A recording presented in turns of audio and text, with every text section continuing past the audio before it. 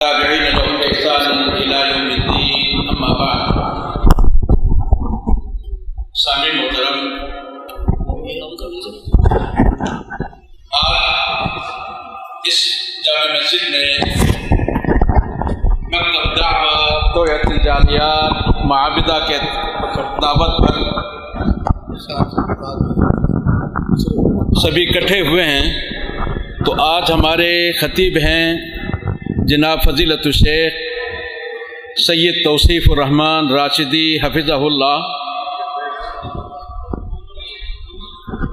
ابھی عنقریب پروگرام باقاعدگی سے شروع کریں گے، تو جو بھائی دور دراز آگے پیچھے ہیں وہ مسجد کے اندر تشریف لائیں.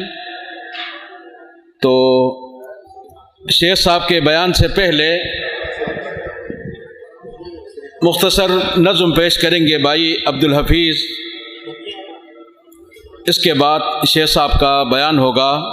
تمام ساتھیوں سے بھائیوں سے گزارش ہے کہ دل جمی سے تشریف رکھیں. اللہ سب کے حاضری قبول فرمائے، منظور فرمائے. پہلے نظم، اس کے بعد شیخ صاحب کا بیان، پھر سب بھائیوں کو کھانے پر بھی دعوت ہے. اللہ سب کی حاضری قبول اور منظور فرمائے. السلام علیکم.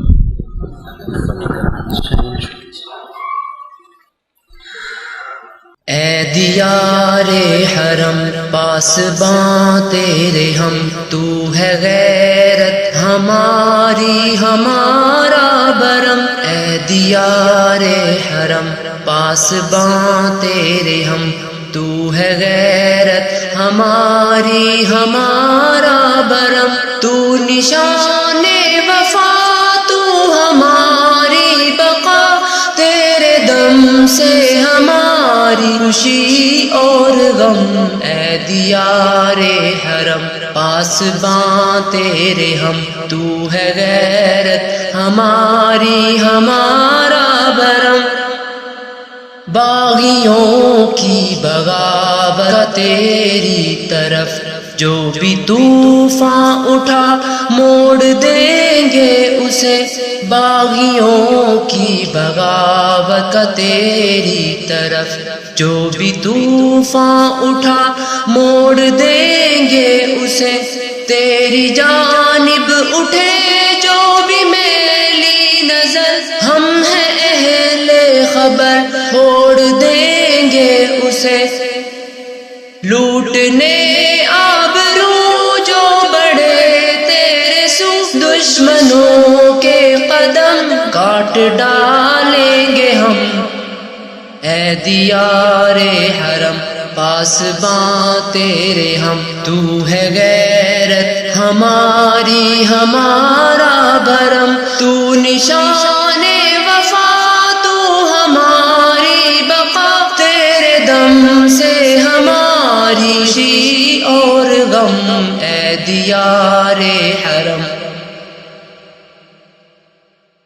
تو ہمارے محمد کا پیارا وطن، تیری حرمت سے بڑھ کر نہیں کوئی شے.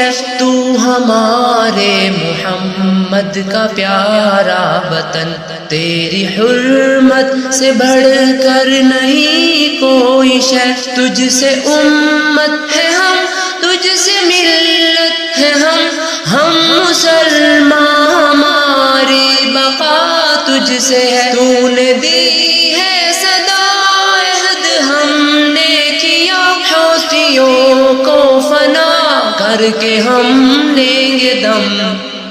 اے دیار حرم پاسباں تیرے ہم، تو ہے غیرت ہماری ہمارا برم. اے دیار حرم پاسباں تیرے ہم، تو نشان وفا، تو ہماری بقا، تیرے دم سے ہماری خوشی اور غم. اے دیار حرم پاسباں تیرے ہم، تو ہے غیرت ہماری ہمارا برم. اے دیار حرم. السلام علیکم. السلام علیکم ورحمۃ اللہ وبرکاتہ. سامعین محترم، یہ تھے عبدالحفیظ بھائی حرمین شریفین پر نظم پیش کر رہے تھے، اب میں بغیر کسی مقدمہ تمہید کے دعوت خطاب دوں گا جناب فضیلت الشیخ سید توصیف الرحمن راشدی حفظہ اللہ کو کہ آپ تشریف لائیں اور اپنے خیالات کا اظہار فرمائیں۔ السلام علیکم ورحمۃ اللہ وبرکاتہ۔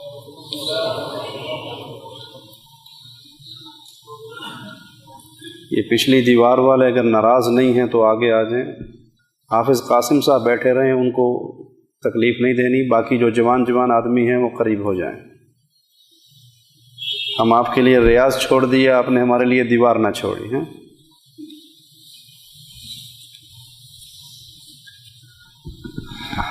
ان الحمد للہ نحمده ونستعینه ونستغفره ونعوذ باللہ من شرور انفسنا ومن سیئات اعمالنا من يهده الله فلا مضل له ومن يضلل فلا هادي له أشهد أن لا إله إلا الله وحده لا شريك له وأشهد أن محمدا عبده ورسوله أما بعد أعوذ بالله من الشيطان الرجيم بسم الله الرحمن الرحيم قل هو الله أحد الله الصمد لم يلد ولم يولد ولم يكن له كفوا أحد۔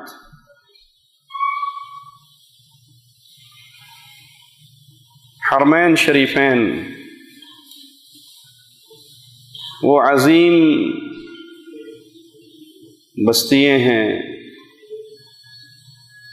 جن کی طرف اہل ایمان کا دل محبت اور پیار سے کھینچا آتا ہے۔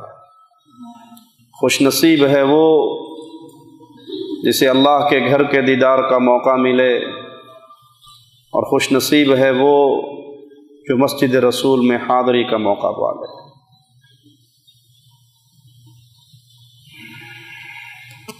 یہ امت اسلامیہ کے مرکز ہیں، یہ امت اسلامیہ کی وہ پیاری جگہ ہیں جہاں لا الہ الا اللہ کا آوازہ گونجتا ہے۔ خاص طور پہ جس مبارک شہر میں میں اور آپ بیٹھے ہیں، مکہ المکرمہ، یہاں سے امام الانبیاء، امام کائنات، امام اعظم محمد الرسول اللہ صلی اللہ علیہ وسلم نے قولوا لا الہ الا اللہ کی آوازیں کو بلند کیا تھا۔ توحید کا نور یہاں سے پھیلنا شروع ہوا تھا۔ دعوت توحید کا آغاز میرے پیارے حبیب محمد کریم صلی اللہ علیہ وسلم نے اسی مبارک شہر سے کیا، اور پھر جب فاتح کی صورت میں اس شہر میں داخل ہوئے، جاء الحق کا نعرہ لگاتے ہوئے بتوں کو پاش پاش کیا۔ وہ پیغام توحید پھیلتا رہا، پھلتا رہا، پھولتا رہا، پوری دنیا کو منور کر گیا۔ اب جس کے دل میں عقیدہ توحید کی غیرت ہے، اس کے دل میں مکہ اور مدینہ کی عزت کی غیرت باقی رہے گی، اور جس کا دل شرکی اماجگاہ بن چکا ہے، جس کا دل صنم کدا بن چکا ہے، غیروں کی عبادت کا مرکز بن چکا ہے، تو جہاں لا الہ الا اللہ کے لیے محبت نہیں ہے، وہاں اہل توحید کے مرکز کے لیے کیسے محبت ہوگی؟ مملکت سعودی عربیہ وہ عظیم ملک ہے، اللہ کی قسم اس لیے نہیں کہہ رہا کہ ہم یہاں رہتے ہیں، اس لیے کہہ رہا ہوں کہ یہ آواز میری نہیں، ہر مومن کے ایمان کی آواز ہے۔ پوری دھرتی پہ آپ گھوم لیں، سیر کر لیں، اس جیسی مبارک کوئی اور مملکت آپ کو دنیا میں نظر نہیں آئے گی۔ حرمین شریفین کا وجود تو خود ہی بابرکت وجود ہے، لیکن اس لحاظ سے کہ یہاں پر اللہ کی توحید کا غلبہ ہے، یہاں پہ لا الہ الا اللہ کا آوازہ گونجتا ہے، یہاں پہ پیشانییں اللہ کے لیے مسجدوں میں جھکتی ہیں، یہاں پہ طواف اللہ کے گھر کا اللہ کی عبادت سمجھ کے کیا جاتا ہے، یہاں پہ ذبح و قربانی خالص اللہ کے لیے ادا کی جاتی ہے،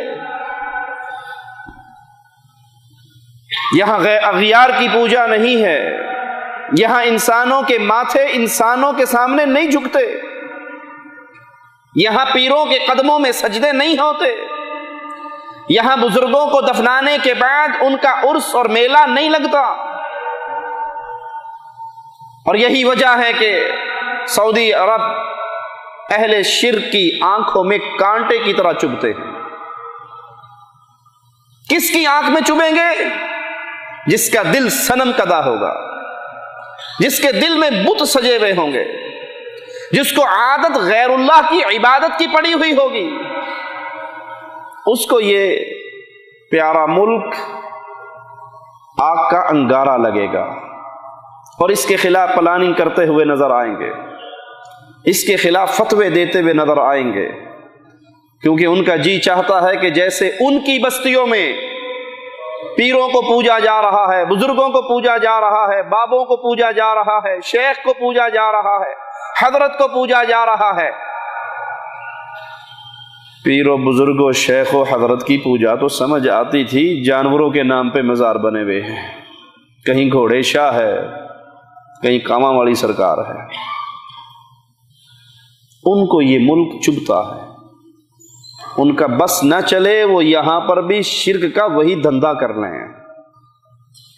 اللہ ان ظالموں کی تدبیروں کو انہی کے اوپر ان کی تدمیر بنا کے لوٹائے، اور اللہ اس مبارک ملک کی حفاظت فرمائے، جہاں پر اللہ کی وحدانیت کا آوازہ گلی گلی شہر شہر، آپ پورا سعودی عرب گھوم لیں، پورا مملکت، شمال سے جنوب، جنوب سے شمال، مشرق سے مغرب، مغرب سے مشرق پھر لیں، کسی بابا جی کی ڈیری، کسی حضرت جی کی۔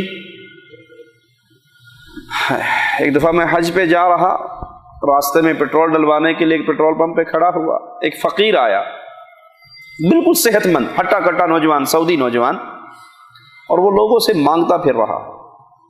میں نے اسے دیکھ کر میرے دل میں آیا کہ یہ اس قابل نہیں ہے کہ اس کو کچھ دیا جائے، صحت مند ہے، محنت مزدوری کر کے کما کھا سکتا ہے، لیکن واللہ جب وہ میرے پاس آیا اس کے منہ سے ایک ایسا جملہ نکلا کہ بے اختیار میری جیب میں جو کچھ تھا وہ ہاتھ میں آ کے اس کی جیب میں چلا گیا۔ اس نے مجھے آ کر کیا کہا؟ اعطنی مما آتاک اللہ، اعطنی مما آتاک اللہ، اس مال میں سے میرا حصہ نکال جو تیرا نہیں ہے، تجھے تیرے رب نے دیا ہے۔ توحید کا یہ جملہ مجھ جیسے بندے کو بے قرار کر گیا، اور بے اختیار زبان سے دعائیں نکلی امام عبدالعزیز آل سعود کے لیے، محمد بن عبد الوہاب کے لیے، محمد بن سعود کے لیے رحمہم اللہ، کہ تم نے اپنے دیس کے فقیروں کو بھی رب کی توحید یاد کروا دی۔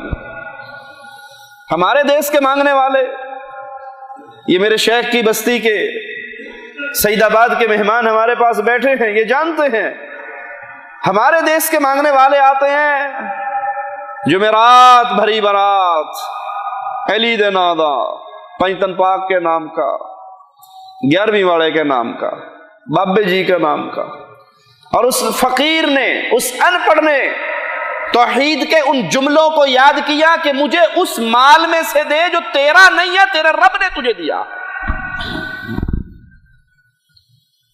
یہ بستی محبوب ہے ان کے دل کے لیے جن کے دل میں لا الہ الا اللہ کی غیرت ہے، سعودی عرب سے محبت ہے ان کو جن کی پیشانییں جب جھکتی ہیں اللہ کے لیے جھکتی ہیں، پکار نکلتی ہے تو یا اللہ مدد کے نام پہ، آوازہ بلند ہوتا ہے تو یا اللہ مدد کا آوازہ۔ نہ مسجدوں میں، نہ بازاروں میں، نہ گھر میں، نہ دیہاتوں میں، نہ یا علی مدد کی صدا سنائی دیتی ہے، نہ 11ویں والے بابا جی کے نام پہ عرس مناتے ہوئے دکھائی دیتے ہیں۔ حالانکہ جتنی مبارک قبریں یہاں پر ہیں دھرتی میں کہیں اور، ارے محمد کی قبر سے پیاری قبر کس کی ہوگی صلی اللہ علیہ وسلم، پیارے نبی کی لخت جگر، خاتون جنت، دنیا کی عورتوں کی سردار سیدہ فاطمہ کی قبر سے مبارک قبر کس کی ہوگی؟ جب ان کی قبروں پہ میلے نہیں لگ رہے، جب پیارے حبیب کی قبر کو پکا بنا کے عرس نہیں منائے جا رہے، نظر و نیاز کا مرکز نہیں بنایا ہوا، تو کائنات میں اور کس کی قبر ہے جس کے نام پہ ہم شرک اور کفر کے دھندوں کو جاری رکھ سکے؟ یہ ملک چبھتا ہے کانٹے کی طرح، اور دکھاؤں مناظر بتاؤں آپ کو کیسے کیسے چبھتا ہے۔ ایک بابا جی ہیں پیر علاء الدین صدیقی صاحب، وہ کہتے ہیں اپنے ایک مرید کا قصہ سناتے ہوئے کہ میں جب حرم جاتا ہوں میں ان کے پیچھے نمازیں نہیں پڑھتا ہوں، حرمین شریفین کے ائمہ کے پیچھے نمازیں نہیں پڑھتا ہوں۔ میں پوچھتا ہوں آپ یہاں آتے کیا لینے ہو جب یہاں نماز آپ کی نہیں ہوتی؟ حج تو لال شہباز قلندر کی مزار پہ بھی ہوتا ہے، وہیں کر لیا کرو۔ کیوں سائیں؟ ہوتا ہے لال شہباز کا 7 شریف میں، تو یہاں آنے کی ضرورت کیا ہے؟ جب یہاں نماز نہیں ہوتی تو گیڑے ہوتی ہی مار لیا کرو۔ کہا میں وہاں بیٹھا تھا، ایک بندے نے آ کے پوچھا کہ مجھے دعائیں یاد نہیں ہیں اور میں نے طواف کرنا ہے۔ پیر صاحب نے مرید سے کہا کہ بسم اللہ پڑھ کے طواف کر لے۔ ماں بسم اللہ بھی نہیں آنی نا، وہ ہند کو کشمیری بابا اپنی زبان میں کہتا ماں بسم اللہ بھی نہیں آنی۔ اور پیرو تم نے اتنا ظلم کیا ہے، مریدوں کو بسم اللہ بھی نہیں یاد کروائی، اور گالی دیتے ہو محمد بن عبد الوہاب کو جس نے اپنے فقیروں کو بھی توحید یاد کروا دی۔ تم نے اپنے مریدوں کو بھی بسم اللہ یاد نہیں کروائی۔ کوئی عقل مند تم سے پوچھے کہ جسے بسم اللہ نہ آتی ہو وہ مسلمان کہلانے کے قابل ہے؟ ماں بسم اللہ بھی نہیں آنی۔ کہا بسم اللہ بھی نہیں آتی؟ کہا نہیں آتی۔ کہا کوئی بات نہیں، طواف کرو اور وہابیوں کو گالیاں دے کے طواف کرو، محمد بن عبد الوہاب نجدی رحمہ اللہ کو گالیاں دے کے طواف کرو۔ مرید پیر سے زیادہ عقل مند تھا، اس کے دل میں رب کا ڈر نہیں تھا جتنا مرید کے دل میں تھا۔ مرید کو پھر حیا آئی اور کہنے لگا پیر جی طواف کرتے ہوئے گالاں کڈا، احرام پا کے گالاں کڈا، گناہ ہو سی؟ کہنا کملیا تیرے پچھلے معاف ہو سن، گناہ نہیں ہوگا، تیرے پچھلے گناہ بھی معاف ہو جائیں گے، کیونکہ تو وہابیوں کو گالیاں دے رہا ہے۔ یہ گالی دینے کی وجہ کیا ہے؟ یہ سعودی عرب سے دشمنی کی وجہ کیا ہے؟ اس کی وجہ صرف یہی ہے کہ یہاں پر اہل توحید کی حکومت ہے جو لوگوں کو رب کی توحید سکھاتے ہیں، جو لوگوں کی گردنوں کو اللہ کے سامنے جھکاتے ہیں، جو لوگوں کو قرآن حکیم کی تعلیم دیتے ہیں۔ یہاں نہ کسی فرقے کی تعلیم ہے، نہ کسی گروپ کی تعلیم ہے، نہ یہاں پہ بٹوارے ہیں تہاڈی مسجد ہو ساڈی مسجد ہو، تہاڈی مسجد ہے ساڈی مسجد، ساڈی تہاڈے مگر نہیں ہوندی، تہاڈی ساڈے مگر نہیں ہوندی۔ ہے لڑائیاں یا نہیں؟ پاکستان کی ایک مسجد پہ لگا ہوا بورڈ میری آنکھ میں کانٹے کی طرح چبھ رہا ہے، جس کے اوپر لکھا ہوا ہے کہ یہ بریلوی مسلک کی مسجد ہے، یہاں پہ کوئی اور داخل ہو کے نماز نہ پڑھے، وابیوں کا داخلہ منع ہے۔ ارے مسجد میں اذان دیتے ہو حی علی الصلاۃ، پرندوں کو بلاتے ہو، حی علی الفلاح پہ چڑیے آگے تمہاری مسجد میں۔ مسجد تو ہے لوگوں کو نماز کے لیے بلانے کے لیے، اور فتنے نے، گروپ بندی کے فتنے نے مسلمانوں کو ایسے ٹکڑے ٹکڑے کر دیا ہے کہ مسجدوں پہ بورڈ لگے اے ساڈی ہے تسی نہ وڑیا جے، تہاڈی ہے اسی نہیں وڑاں گے، انا للہ و انا الیہ راجعون۔ یہاں پر کوئی گروپ بندی نہیں، قرآن اور حدیث کی دعوت ہے، لا الہ الا اللہ کا پیغام ہے، اتباع سنت محمد کریم صلی اللہ علیہ وسلم کا درس ہے۔ یہی وجہ ہے جس کے دل میں جتنا کفر اور شرک ہوتا ہے، شیخ ابن باز رحمت اللہ علیہ فرمایا کرتے تھے جس کے دل میں جتنا شرک اور کفر ہوتا ہے اتنی ہی مملکت سعودی عرب کے لیے دشمنی اس کے دل میں ہوتی ہے۔ اسے اصل دشمنی آل سعود سے نہیں ہے، امام عبدالعزیز آل سعود رحمت اللہ علیہ کے خانوادے سے دشمنی نہیں، اسے دشمنی یہ ہے کہ یہاں نسوڑی شاہ کا دربار کیوں نہیں ہے، یہاں پیر کاما والی سرکار کیوں نہیں پوجی جاتی، یہاں بابوں کے نام پہ عرس اور میلے کیوں نہیں لگتے، وہ انگاروں پہ لوٹتے ہیں کہ کسی طرح کوئی وقت آئے اور یہاں پہ قبروں کی پوجا سازی کا ایک دروازہ کھول دیا جائے۔ اللہ تجھے تیرے پیارے ناموں کا واسطہ ہے، مملکت سعودی عرب کی حفاظت فرما، یہاں کے امن کی حفاظت فرما، یہاں کی حکومت کی حفاظت فرما، کہ جس طرح توحید کا بوٹا ملک سلمان حافظہ اللہ کے والد عبدالعزیز آل سعود نے لگایا، اللہ اس کو پھل والا درخت بنے، وہ ایسے ہی اس کی حفاظت کرتا رہے، اس کا سایہ اہل ایمان تک پہنچتا رہے اور وہ توحید کے اندر داخل ہوتے رہے۔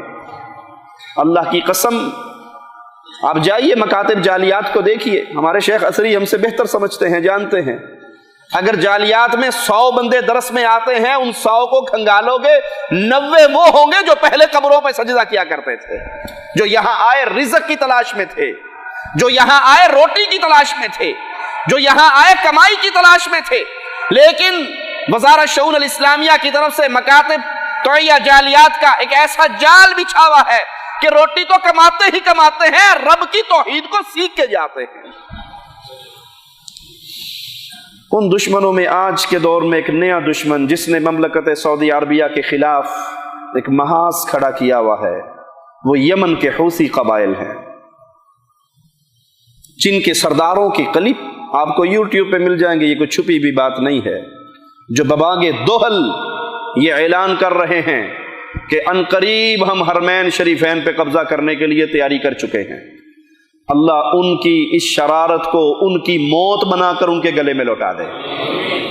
ایک ظالم کا کلپ میں نے سنا، اس نے کہا بس ہمارا امام غائب نکلنے والا ہے، 12واں امام، ہم اس کے انتظار میں ہیں، لشکر ہم نے تیار کر لیا ہے، 12واں امام آئے گا تو ہم سب سے پہلے مکہ اور مدینہ پہ حملہ کریں گے۔ انا للہ و انا الیہ راجعون۔ اس 12ویں امام کے کام ملا باقر مجلسی نے اپنی کتاب میں لکھے ہیں کہ جب 12واں امام آئے گا، یہودیوں سے پہلے، عیسائیوں سے پہلے، ہندوؤں سے پہلے اہل سنت سے جنگ کرے گا، اور جنگ کرتا ہوا مکہ فتح کرے گا، مدینے پہنچے گا، مدینے میں آ کر پیارے حبیب صلی اللہ علیہ وسلم کے حجرے کی دیوار کو گرائے گا، پوچھے گا یہ قبر کس کی ہے؟ جواب ملے گا یہ رسول اللہ صلی اللہ علیہ وسلم کی قبر ہے۔ وہ کہے گا یہ تو میرے جد امجد ہیں، یہ ساتھ کون دفن ہے؟ جواب ملے گا یہ ابو بکر و عمر ہیں۔ وہ مجرم، وہ ظالم، وہ زندیق یہ جملے لکھتا ہے کہ پھر ان کا 12واں امام حکم دے گا کہ ان قبروں کو پھاڑو اور ابو بکر و عمر کے جسم کو نکال کے درختوں سے ٹانگ دو، اور پھر کہے گا کہ دنیا میں جو ظلم ہوا، دنیا میں جو ستم ہوا، دنیا میں جو مظالم کے پہاڑ ٹوٹتے رہے، ان سب کا مجرم ابو بکر اور عمر ہے۔ انا للہ و انا الیہ راجعون، اور ان کے جسم مبارک کو پھر آگ لگانے کا حکم دے گا۔ اور یہی قول جو ملا باقر مجلسی لکھتا ہے، یہی قول حسین بدر الدین حوثی اپنی ایک تقریر میں کہتا ہے کہ دنیا میں جو جرم ہوئے ان سارے جرموں کی اصل وجہ عمر ابن خطاب ہے۔ انا للہ و انا الیہ راجعون۔ یہ اہل یمن کو بدلنا چاہتے ہیں، یمن کی سرزمین کو بدلنا چاہتے ہیں۔ یمن بڑا پیارا ملک ہے، یاد رکھیے یمن وہ ملک ہے جو جنگ کے بغیر رسول اللہ صلی اللہ علیہ وسلم کی غلامی میں داخل ہوا تھا، بغیر جنگ کے۔ اور آپ نے فرمایا یمن کے لوگوں کے دل بڑے نرم ہے۔ یمن کی شان بڑھاتے ہوئے پیارے حبیب نے کہا ایمان بھی یمنی ہے، حکمت بھی یمنی ہے۔ آپ نے کہا یہ آپ تمہارے پاس آئیں گے بڑے رقیق القلب ہوں گے۔ یمن، اس کی شان کا کیا کہنا۔ یمنیوں کی اصلاح کے لیے اللہ کے نبی نے سیدنا علی کو بھیجا، سیدنا معاذ کو بھیجا، اپنے پیارے اصحاب کو بھیجا، اور ان تک توحید کا جملہ لا الہ الا اللہ پہنچایا۔ اہل یمن نے اس دعوت کو قبول کیا اور سارے کے سارے اکٹھے ہو کے محمد کریم صلی اللہ علیہ وسلم کی غلامی کے لیے پہنچے۔ اس اہل یمن کی آج تاریخ کو بدلنے کی کوشش کی جا رہی ہے فارسیوں کے گھوڑے پہ چڑھ کے۔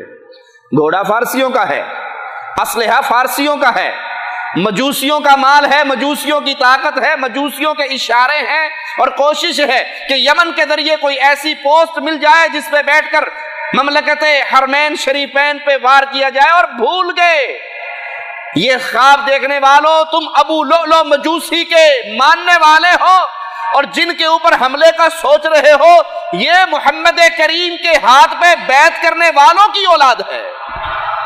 بھول گئے ہو؟ جدھر وار کرنے کا سوچ رہے ہو، یہ عمر ابن خطاب کے روحانی فرزند ہیں، یہ خالد ابن ولید کے روحانی فرزند ہیں، یہ امیر حمزہ کے روحانی فرزند ہیں، یہ وہ ہیں جن کی تاریخ کچھ یوں ہے۔ ابن عوف کھڑے ہیں میدان میں، دائیں طرف دیکھتے ہیں ایک نوعمر بچہ نظر آتا ہے، بائیں طرف دیکھتے ہیں نوعمر بچہ نظر آتا ہے۔ ابھی دل ہی دل میں سوچ رہے ہیں میرا تو دایاں بھی کمزور ہے اور بایاں بھی کمزور ہے۔ دل میں یہ خیال ہے کہ بچہ دامن کو ہلا کے پوچھتا ہے چچا ابو جہل کہاں ہے؟ ابو جہل کہاں ہے؟ اس کا جواب نہیں دیا، دوسرے نے دامن ہلایا، چچا ابو جہل کہاں ہے؟ بیٹا ابو جہل کا کیوں پوچھ رہے ہو؟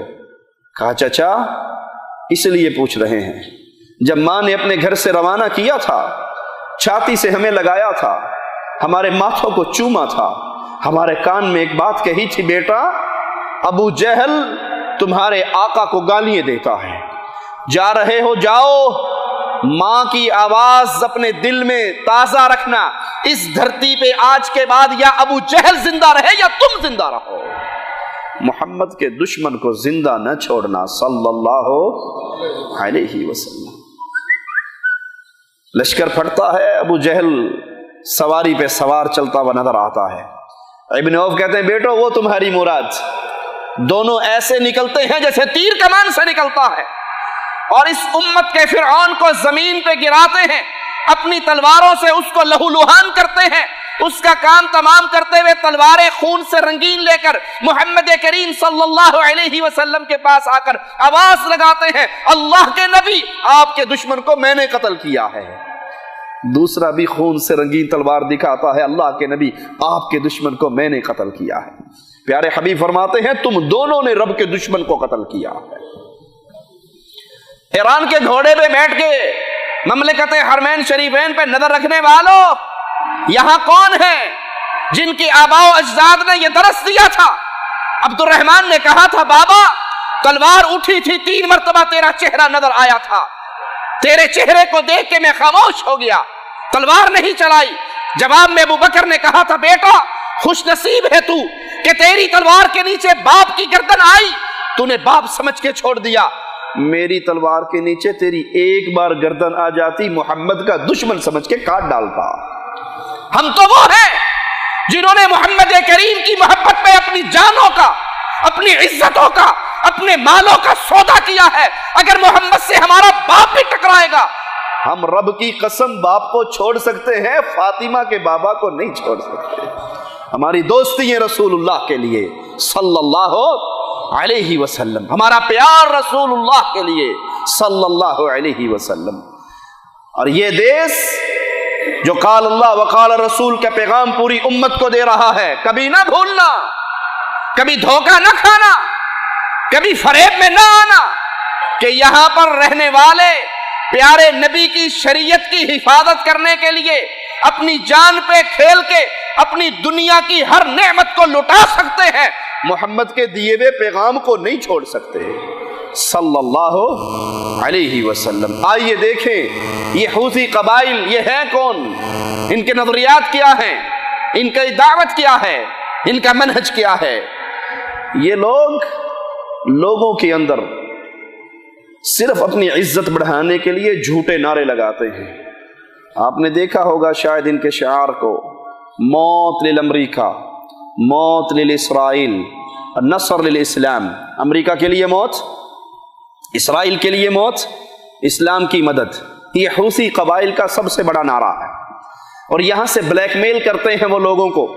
ایران کے رافضیوں کا بھی یہی نعرہ ہے، اور بلیک میل کیا کرتے ہیں کہ جی ہم تو امریکہ دشمن ہیں، ہم اسرائیل دشمن ہیں۔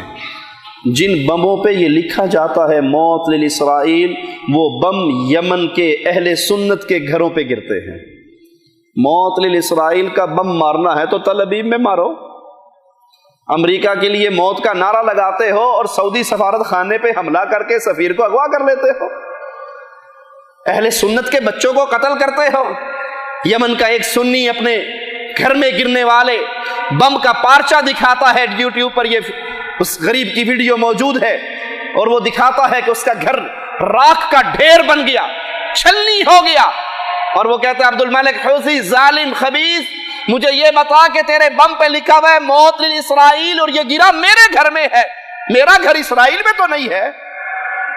یہ نعرہ لگاتے ہیں صرف عوام الناس کو گمراہ کرنے کے لیے کہ آپ نہیں سمجھتے امت کے قائد ہیں تو یہ جنہوں نے امریکہ سے ٹکر لے رکھی ہے، جنہوں نے اسرائیل سے ٹکر لے رکھی ہے۔ اور حقیقت دیکھنی ہو تو ہمارے پاس وہ کلپ موجود ہے احمدی نجاد کا، جو یہودی علماء کی مجلس میں مہمان خصوصی بن کر آتا ہے، اور یہودی علماء اس کی خدمات کے بدلے اس کو تحفے اور تحائف دیتے ہیں، شہادات دیتے ہیں، سرٹیفکیٹ دیتے ہیں کہ تم نے یہودیت کی جتنی خدمت کی ہے وہ کوئی اور نہیں کر سکا۔ آن دی ریکارڈ یوٹیوب پر یہ فلم موجود ہے۔ اور اگر آپ مزید وضاحت چاہتے ہیں تو عرض کر دوں، تہران دارالحکومت ہے، تہران میں یہودیوں کے عبادت خانے ہیں، عیسائیوں کے عبادت خانے ہیں، مجوسیوں کے عبادت خانے ہیں، اہل سنت کی ایک مسجد بھی نہیں ہے۔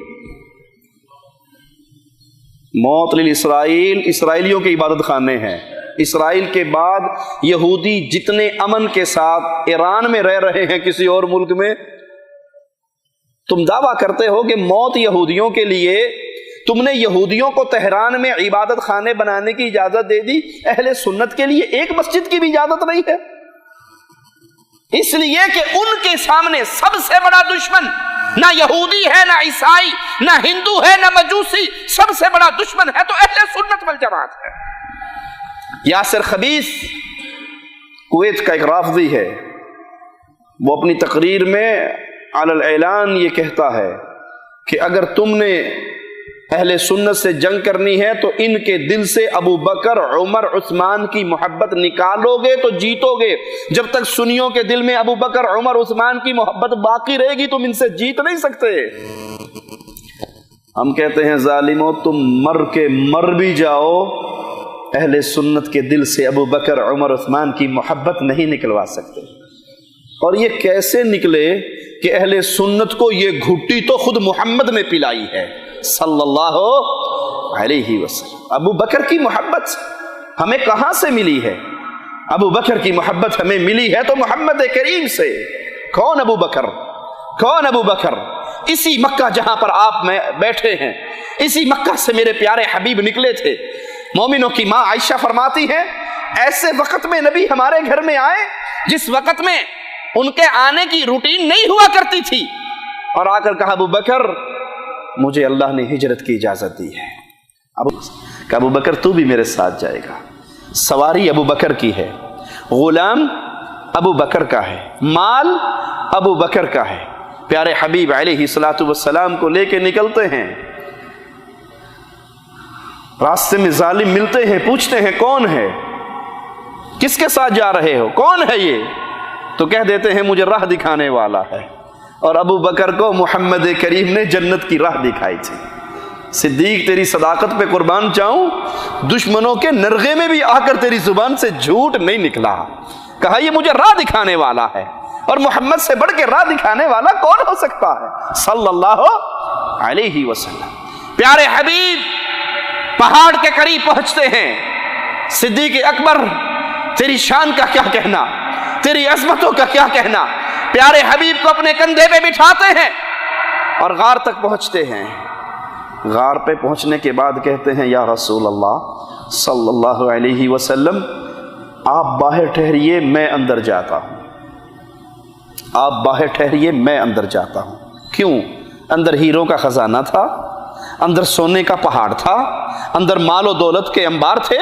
کہا یا حبیب میں اندر جاتا ہوں، اگر کوئی جانور تکلیف دینے والا ہو ابو بکر کو دے، محمد کو نہ دے سکے صلی اللہ علیہ وسلم۔ وہ پیارے حبیب علیہ الصلوۃ والسلام جو غار میں ابو بکر کے داخلے کے بعد جب سارے سوراخوں کو بند کر دیا، گود کو بچھا دیا، کہا آقا آئیے ابو بکر کی گود، یار غار کی گود حاضر ہے، اس میں سو جائیے۔ اور پیارے حبیب ابو بکر کی گود میں یوں سج رہے ہوں گے جیسے قرآن ریحل پہ سجتا ہے۔ دشمن پہنچ گئے، کھوجی کھوج لگاتے لگاتے پہنچ گئے۔ ابو بکر رونے لگ گئے، یا رسول اللہ صلی اللہ علیہ وسلم، اپنی جان کی فکر نہیں، دشمن پہنچ گیا، مجھے آپ کی فکر ہے۔ ابو بکر کو رب نے کیا شان دی؟ میرے پیارے حبیب نے فرمایا لا تحزن، ابو بکر غم کیوں کرتا ہے؟ ابو بکر کے ایمان پہ زبان دراز کرنے والوں، صدیق اکبر کے ایمان کا انکار کرنے والوں، تم جیسا کافر دھرتی نے کبھی دیکھا نہ ہوگا۔ پیارے حبیب نے کیا کہا؟ لا تحزن، غمناک نہ ہو، غمگین نہ ہو، غم نہ کر، ان اللہ معنا۔ ان اللہ معی نہیں کہا، ان اللہ معی نہیں کہا، ان اللہ معنا۔ ابو بکر غمگین کیوں ہوتا ہے؟ رب تیرے بھی ساتھ ہے، میرے بھی ساتھ ہے۔ ان دو کے بارے میں تیرا کیا خیال ہے جن کا تیسرا اللہ ہو؟ اس غار کے اندر بھی اگر کھانے کی نوبت آئی تو محمد کریم کو کھانا ابو بکر کے گھر کا ملا، دودھ کی نوبت آئی تو بکریاں ابو بکر کی تھی۔ آج ظالم کہتے ہیں کہ اس دنیا میں جو ظلم و ستم ہوا وہ ابو بکر و عمر نے کیا۔ ابو بکر و عمر کی محبت ہمارے گھٹی میں ڈلی ہے تو محمد کے پیارے ہاتھوں سے ڈلی ہے صلی اللہ علیہ وسلم۔ پیارے حبیب علیہ الصلوۃ والسلام اسی لیے فرما کر گئے اللہ دھرتی میں سب کے احسانوں کا بدلہ محمد اتار چکے ہیں صلی اللہ علیہ وسلم، ابو بکر کے احسانوں کا بدلہ میں نہ اتار سکا۔ اسی لیے کہا تھا اللہ تو اتارنا قیامت کے دن، یہ مسجد میں کھلنے والے دروازوں کو بند کر دو، ابو بکر کا دروازہ کبھی بند نہ کرنا۔ ابو بکر، عمر، عثمان، یہ وہ عظیم ہستیاں ہیں جن کی محبت ہمیں محمد الرسول اللہ صلی اللہ علیہ وسلم نے عطا فرمائی۔ یہ ظالم پلاننگ کرتے ہیں کہ ہم بیت اللہ پہ حملہ آور ہونے والے ہیں، ہم حرمین شریفین کو حکومت سعودیہ سے چھڑا کر آزاد کروانے والے ہیں۔ ارے آزاد تو اب ہے کہ وہاں پر کوئی صنم نہیں، آزاد تو اب ہے کہ وہاں پہ کوئی مورتی نہیں، اور اگر یہ تمہارے ہاتھوں میں آیا جس طرح تم نے پیارے نبی کے اہل بیت کی قبروں کو عبادت خانے بنا لیے، بیت اللہ کا طواف کی بجائے حسین کی قبر کا طواف کرنے والوں، بیت اللہ کا طواف کرنے کی بجائے علی کی قبر کا طواف کرنے والوں، بیت اللہ کے طواف کی بجائے حسن کی قبر کا طواف کرنے والوں، امام باقر کی قبر کا طواف کرنے والوں، اور یہ نعرہ لگانے والوں جو حسین کی قبر کی ایک دفعہ زیارت کر لیتا ہے 70 حج سے بڑھ کر اس کو ثواب مل جاتا ہے۔ تم شرک کے وارث ہو، تم بدعات کے وارث ہو، تم کفر کے وارث ہو، تم صحابہ کی دشمنی کے وارث ہو، اور حرمین شریفین میں سانس لینے والے محمد کی دی ہوئی توحید کے وارث ہیں صلی اللہ علیہ وسلم۔ جس توحید کے لیے پیارے حبیب نے ماتھا پھڑوایا تھا، جس توحید کے لیے پیارے حبیب نے دندان شہید کروائے تھے، جس توحید کے لیے طائف کے اندر لہو لہان ہوئے تھے، جس توحید کے لیے مصطفیٰ کی بیٹیوں کو طلاق ملی تھی، جس توحید کے لیے احد کے گڑھے میں گرے تھے، جس توحید کے لیے پیٹ پہ پتھر باندھے تھے، جس توحید کے لیے غاروں میں پناہ لی تھی، ہم نے وہ توحید پیارے نبی کے پیارے صحابہ سے سیکھی ہے، نہ اس کو مٹنے دیں گے نہ مٹانے والوں کو زندہ چھوڑیں گے۔ ادھر منہ کرنے سے پہلے سوچ لینا تمہارا ٹاکرا کن سے ہے۔ مجوسیوں کے اشاروں پہ چل کے تم خالد ابن ولید کے روحانی فرزندوں سے نہیں لڑ سکتے۔ یہ وہ لوگ ہیں جو اصل دشمن اہل سنت والجماعت کے ہیں، جن کے بارے میں امام کی ساری سیرت اسی حد تک محدود ہے کہ وہ آئے گا تو سب سے پہلے اہل سنت سے جنگ کرے گا۔ ان کا حال اگر جاننا چاہتے ہیں تو قرآن حکیم کی یہ آیت سن لیجئے، قد بدت البغضاء من افواہہم، ان کے دلوں میں اہل سنت کا جو بغض ہے وہ ان کی زبانوں سے ظاہر ہو چکا ہے۔ یہ اپنی زبانوں سے سیدہ عائشہ رضی اللہ تعالی عنہا کی تکفیر کر کے اپنا کفر بتا چکے ہیں۔ سیدہ عائشہ کے دشمن یاسر خبیث کا نام یوٹیوب پہ لکھو گے تو کھل جائے گا۔ وہ سیدہ رضی اللہ تعالی عنہا، ان کی وفات کے دن لندن میں جشن مناتے ہوئے کیک کاٹتا ہے اور اس پہ لکھتا ہے عائشہ فی النار۔ انا للہ و انا الیہ راجعون۔ इन्ना लिल्लाहि व इन्ना इलैहि राजिऊन। ये असल में गाली देना चाहते हैं मोहम्मद करीम सल्लल्लाहु अलैहि वसल्लम को, दे नहीं सकते। अवाम से डर लगता है तो डायरेक्ट नहीं दे सकते, इनडायरेक्ट देते हैं। समझा दूं आपको, ये मैं गुफ्तगू इसलिए कर रहा हूं कि किसी के दिल में हूसियों की मोहब्बत के कोई ज़र्रात बाकी हो तो आज अल्लाह की रहमत से उनको खुरच के मोहम्मद और प्यारे मोहम्मद के सहाबा की मोहब्बत का झंडा गाड़ के जाऊं सल्लल्लाहु अलैहि वसल्लम। कोई आपसे कहे आप बहुत अच्छे हैं, आपकी बीवी बड़ी गंदी है, आप बहुत अच्छे हैं, आपके दोस्त बड़े गंदे हैं, आप बहुत अच्छे हैं, कपड़े आपने बहुत बुरे पहने हुए, आप बहुत अच्छे हैं, जूती आपकी बहुत बुरी है, आप बहुत अच्छे हैं, ससुराल आपका बड़ा ही गंदा है। तो बंदा तंग आके की कहेगा, डायरेक्ट मैनू ही कह दे मैं भैड़ा है, ये तू क्या ड्रामा कर। अभी आप अच्छे हैं लेकिन ससुराल आपका बहुत गंदा है, आप अच्छे हैं बीवी आपकी बहुत गंदी, आप अच्छे हैं दोस्त आपके बहुत गंदे। तो क्या मायना है, वो डायरेक्ट गाली आपको देना चाहता है लेकिन झिझकता है, इनडायरेक्ट होकर गाली दे रहा है। इन हूसी जालिमों का ये हाल है, इन मजूसियों का ये हाल है। ये देना चाहते हैं गाली रसूलुल्लाह सल्लल्लाहु अलैहि वसल्लम को लेकिन दे नहीं सकते। तो क्या कहते हैं कि नहीं आप तो ठीक थे लेकिन आपकी ज़ौजा मुहतरमा जो थी ना वो नऊज़ु बिल्लाह सुम्मा नऊज़ु बिल्लाह सुम्मा नऊज़ु बिल्लाह फाहिशा थी। इस खबीस मुजरिम ने किताब लिखी है सैयदा के ऊपर जिसका नाम अल फाहिशा रखा, लअनतुल्लाहि अलैहि। ये गाली देना चाहते हैं प्यारे हबीब को, दे नहीं सकते तो कान घुमा के पकड़ते हुए कहते हैं इर्तद्दन नास बअदन नबी इल्ला अरबा। नबी सल्लल्लाहु अलैहि वसल्लम की वफ़ात के बाद सारे काफिर हो गए थे सिवाय 4 के।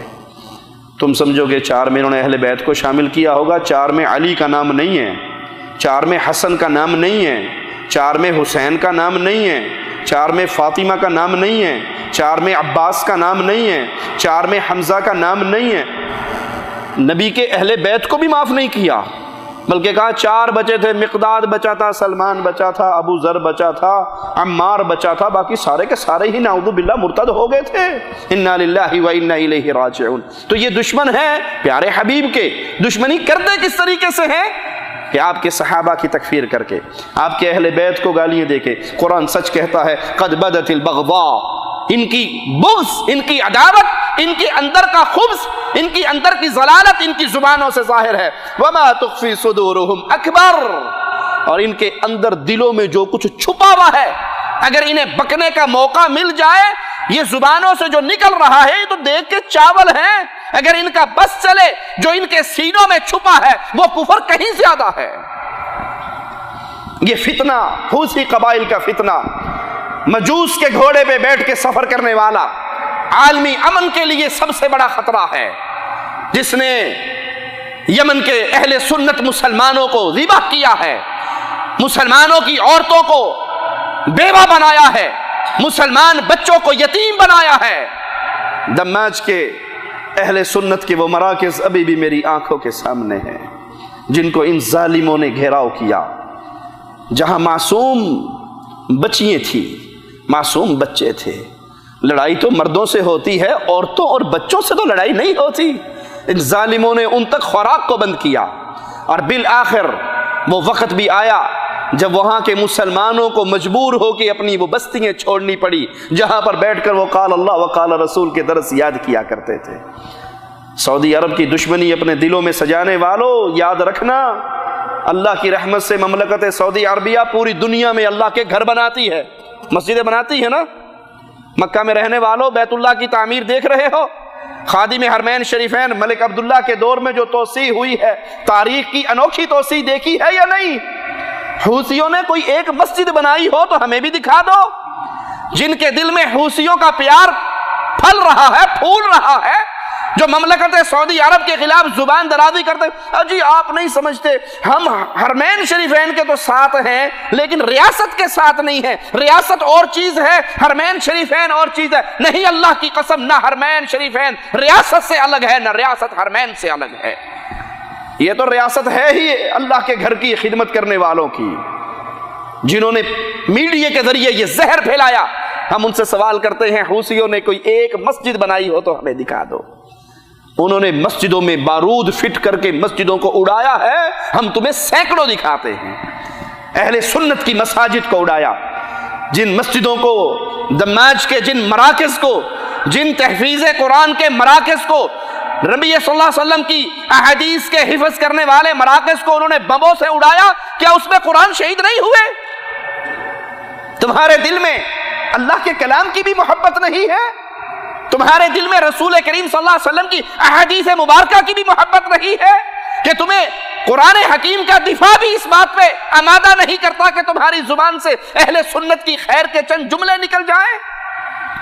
ان ظالموں نے بمبوں کو فٹ کر کے ان مسجدوں کو پاش پاش کر دیا جہاں پر اشہد اللہ الہ الا اللہ کا آوازہ گونجتا تھا۔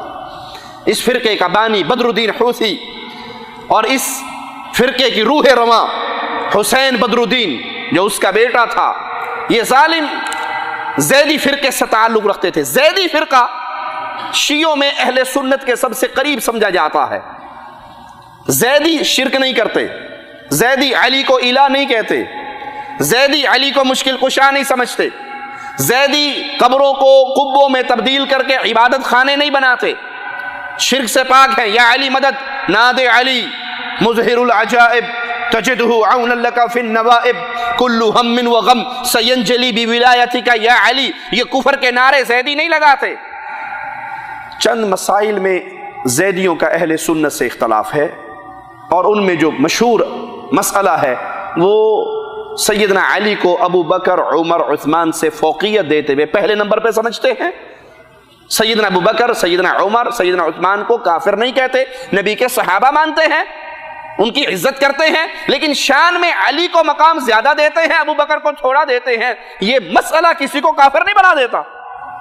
اختلاف ہے اہل سنت کا، لیکن اس مسئلے سے کسی کی تکفیر لازم نہیں آتی۔ وہ نبی صلی اللہ علیہ وسلم کے صحابہ کی تکفیر نہیں کرتے، وہ قرآن حکیم کو سچا کلام مانتے ہیں، تبدیل شدہ کتاب نہیں مانتے۔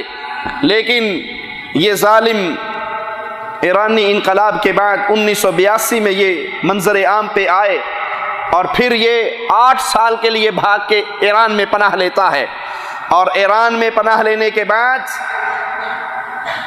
وہاں کے ذاکروں سے متاثر ہو کے، حوزہ علمیہ سے متاثر ہو کے یہ زیدی فرقے کو چھوڑ دیتا ہے، زیدی نظریات کو چھوڑ دیتا ہے، اور اثنا عشری نظریات کو تسلیم کر لیتا ہے۔ حوثیوں کی موجودہ نسل کو یہ نہ سمجھے کہ یہ زیدی فرقہ ہے جو اہل سنت کے قریب ترین ہے، بلکہ یہ اثنا عشری فرقے میں چینج ہو چکا ہے۔ جب یہ ایران سے واپس آیا تو واپس آنے کے بعد اس نے وہی نظریات، وہی عقائد بیان کرنے شروع کر دیے جو خمینی نے اپنی کتابوں میں لکھے تھے، یا جو ایران کے رافضیوں نے اس کو پٹی پڑھائی تھی۔ یمن میں آنے کے بعد اس نے تنظیم بنائی، پہلے حزب الحق کے نام سے بنائی، پھر اس کو چینج کر کے شباب المؤمن کا نام رکھا، اور پھر انصار اللہ کا نام رکھ کے یمن کے اندر سیاسی تحریک شروع کی۔ انصار اللہ بالکل ویسے ہی ہے جیسے لبنان کے اندر حزب الشیطان ہے۔ یہ نام چن کے رکھتے ہیں، جتنے اللہ کے دشمن ہوتے ہیں اتنا ہی نام الٹا رکھتے ہیں۔ ارے بھائی، کوئی انصار اللہ ہو، کوئی انصار اللہ ہو، وہ اللہ کی مسجدوں کو بمبوں کے دھماکوں سے اڑائے گا؟ کوئی انصار اللہ ہو وہ قرآن حکیم کے نسخوں کو جلائے گا؟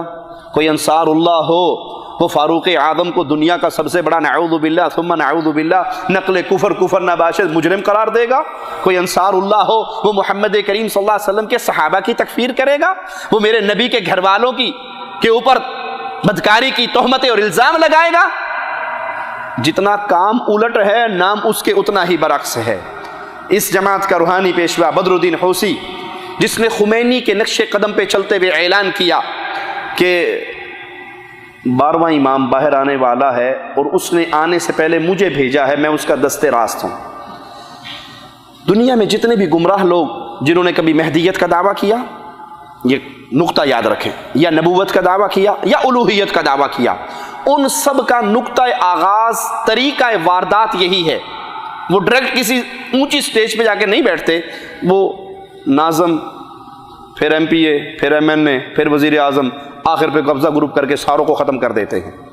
ان کا طریقہ واردات، یہ حوثی ہو، رافضی ہو، آپ کا پاکستان کا گوہر شاہی ہو، سائیں کے علاقے کا، سندھ کا یوسف کذاب ہو، مرزا قادیانی ہو، طریقہ واردات یہی ہے۔ اس نے کہا جی میں دست راست ہوں امام غائب کا، امام غائب کے آنے کا ٹائم ہو گیا ہے، تو اس نے پہلے مجھے ذمہ داری دے کے بھیجی ہے، میں اس کے آنے سے پہلے اس کا گراؤنڈ ہموار کر رہا ہوں۔ لوگوں نے اس کی بات کی اتنی توجہ نہ کی، لیکن پھر کچھ ہی عرصے کے بعد اس نے دعویٰ کر دیا کہ وہ امام غائب صاحب کا پروگرام لیٹ ہو گیا، میں خود امام غائب ہوں۔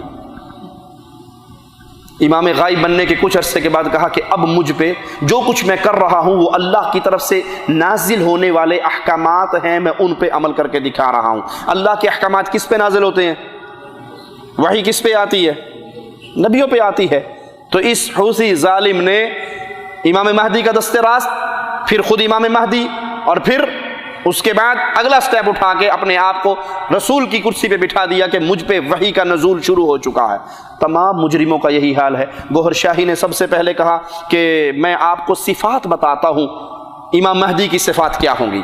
وہ صفات بیان کی تو یونس گوہر شاہی نے انکشاف کر دیا کہ جناب وہ صفتیں جو آپ نے بتائی ہیں کہ حجر اسود میں امام مہدی کی تصویر آ جائے گی، چاند میں امام مہدی کی تصویر آ جائے گی، میں نے اپنی آنکھوں سے دیکھی ہے، حجر اسود کے اندر ریاض گوہر شاہی کی تصویر آ گئی، آسمان کے چمکتے ہوئے چاند کے اوپر ریاض گوہر شاہی کی تصویر آ گئی۔ لیکن دیکھنے کے لیے ایک اینک ملتی ہے جو فرقہ گوہر شاہی دیتا ہے، وہ اینک لگاؤ کے تو نظر آئے گی، ویسے نظر نہیں آئے گی، اور شرط یہ ہے کہ وہ اس کو نظر آئے گی جو سچا ہوگا اور مومن ہوگا، نہ منافق کو نظر آئے گی نہ جھوٹے کو نظر آئے گی۔ کیا معنی؟ اگر آپ کہو کہ ہم نے حجر اسود کو بڑے غور سے دیکھا ہے، کچھ نظر نہیں آ رہا، تو دو فتوے آپ پہ لگ گئے، آپ جھوٹے بھی ہو منافق بھی ہو۔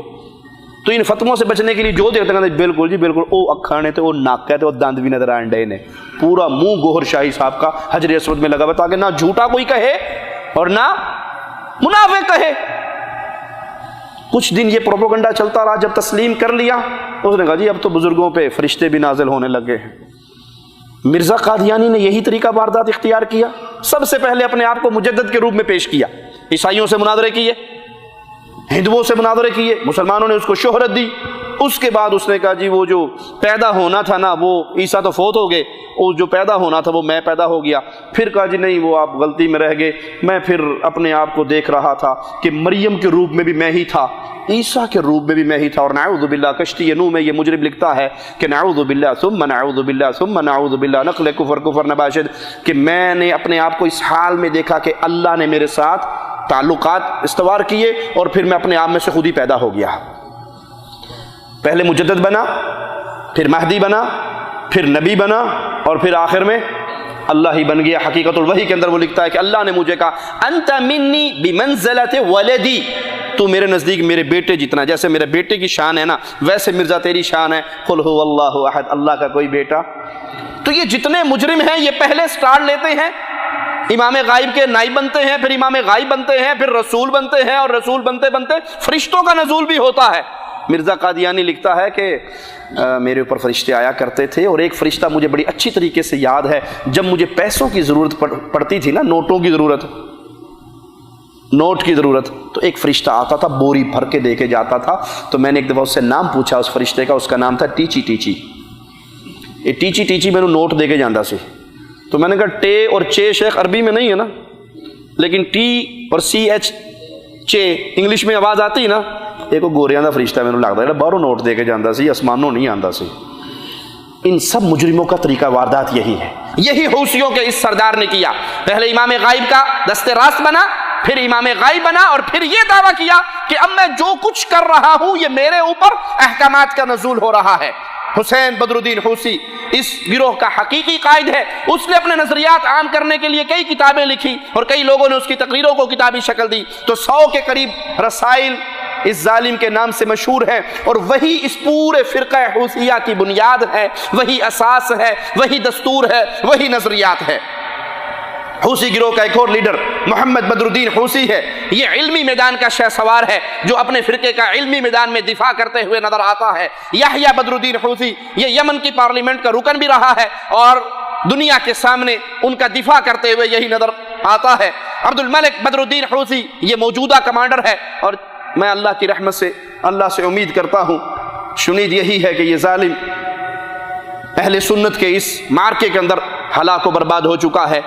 اللہ اگر یہ نہیں بھی ہوا تو اپنے کتوں میں سے کتا اس پہ مسلط کر کے حرمین شریفین کی حفاظت فرماتے ہوئے اس فتنے سے مسلمانوں کو نجات عطا فرما۔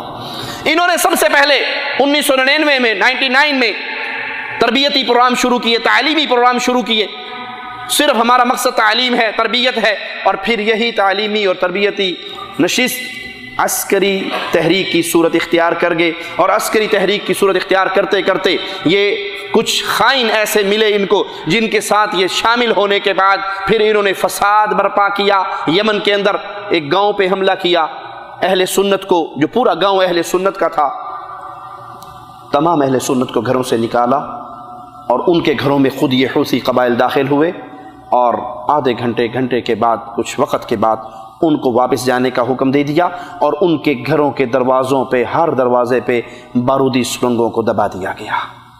وہ اہل سنت بچے، وہ اہل سنت مائیں، وہ اہل سنت عورتیں جب اپنے گھروں کو لوٹی تو وہ پورا کا پورا گاؤں چند سیکنڈوں کے اندر ملبے کا ڈھیر بن کے خاک کے اندر، لہو کے اندر نہا گیا۔ یہ ظلم و ستم کی کہانی جب خادم حرمین شریفین ملک سلمان بن عبدالعزیز آل سعود حافظہ اللہ نے دیکھی، جس کو کوئی بھی غیرت والا برداشت نہیں کر سکتا، کجا خادم حرمین شریفین کی غیرت ہو، تو پھر انہوں نے عاصفۃ الحزم کے نام سے اہل سنت کو ساتھ ملا کر، خلیج کے ممالک کو ساتھ ملا کر، سنی ممالک کو ساتھ ملا کر یہ بڑھتے ہوئے فتنے کے دروازے کو بند کرنے کے لیے یمن پہ حملہ کیا۔ یہ حملہ حرمین شریفین کے تحفظ کا حملہ ہے، یہ حملہ حرمین شریفین کی حفاظت کے لیے کیا گیا، تاکہ ان کا یہ فتنہ جہاں پر ہے اس کو ان کے گھر میں جا کے دبا دیا جائے۔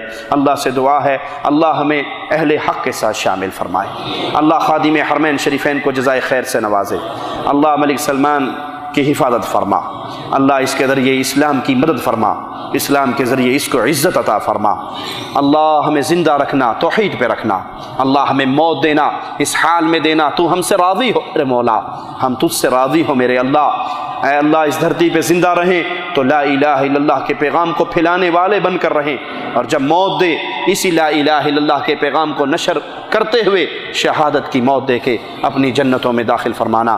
اقول قولی ھذا واستغفر الله لي ولكم ولسائر المسلمين فاستغفروه انه هو الغفور الرحيم۔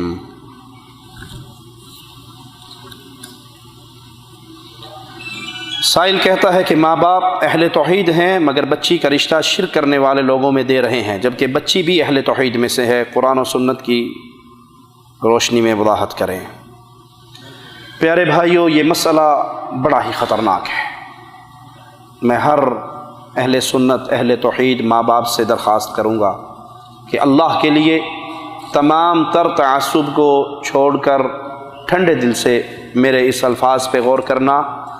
جو اہل توحید، موحد، لا الہ الا اللہ کو سمجھنے والا اپنی بیٹی کسی مشرک کے ہاتھ میں دیتا ہے کسی بھی وجہ سے،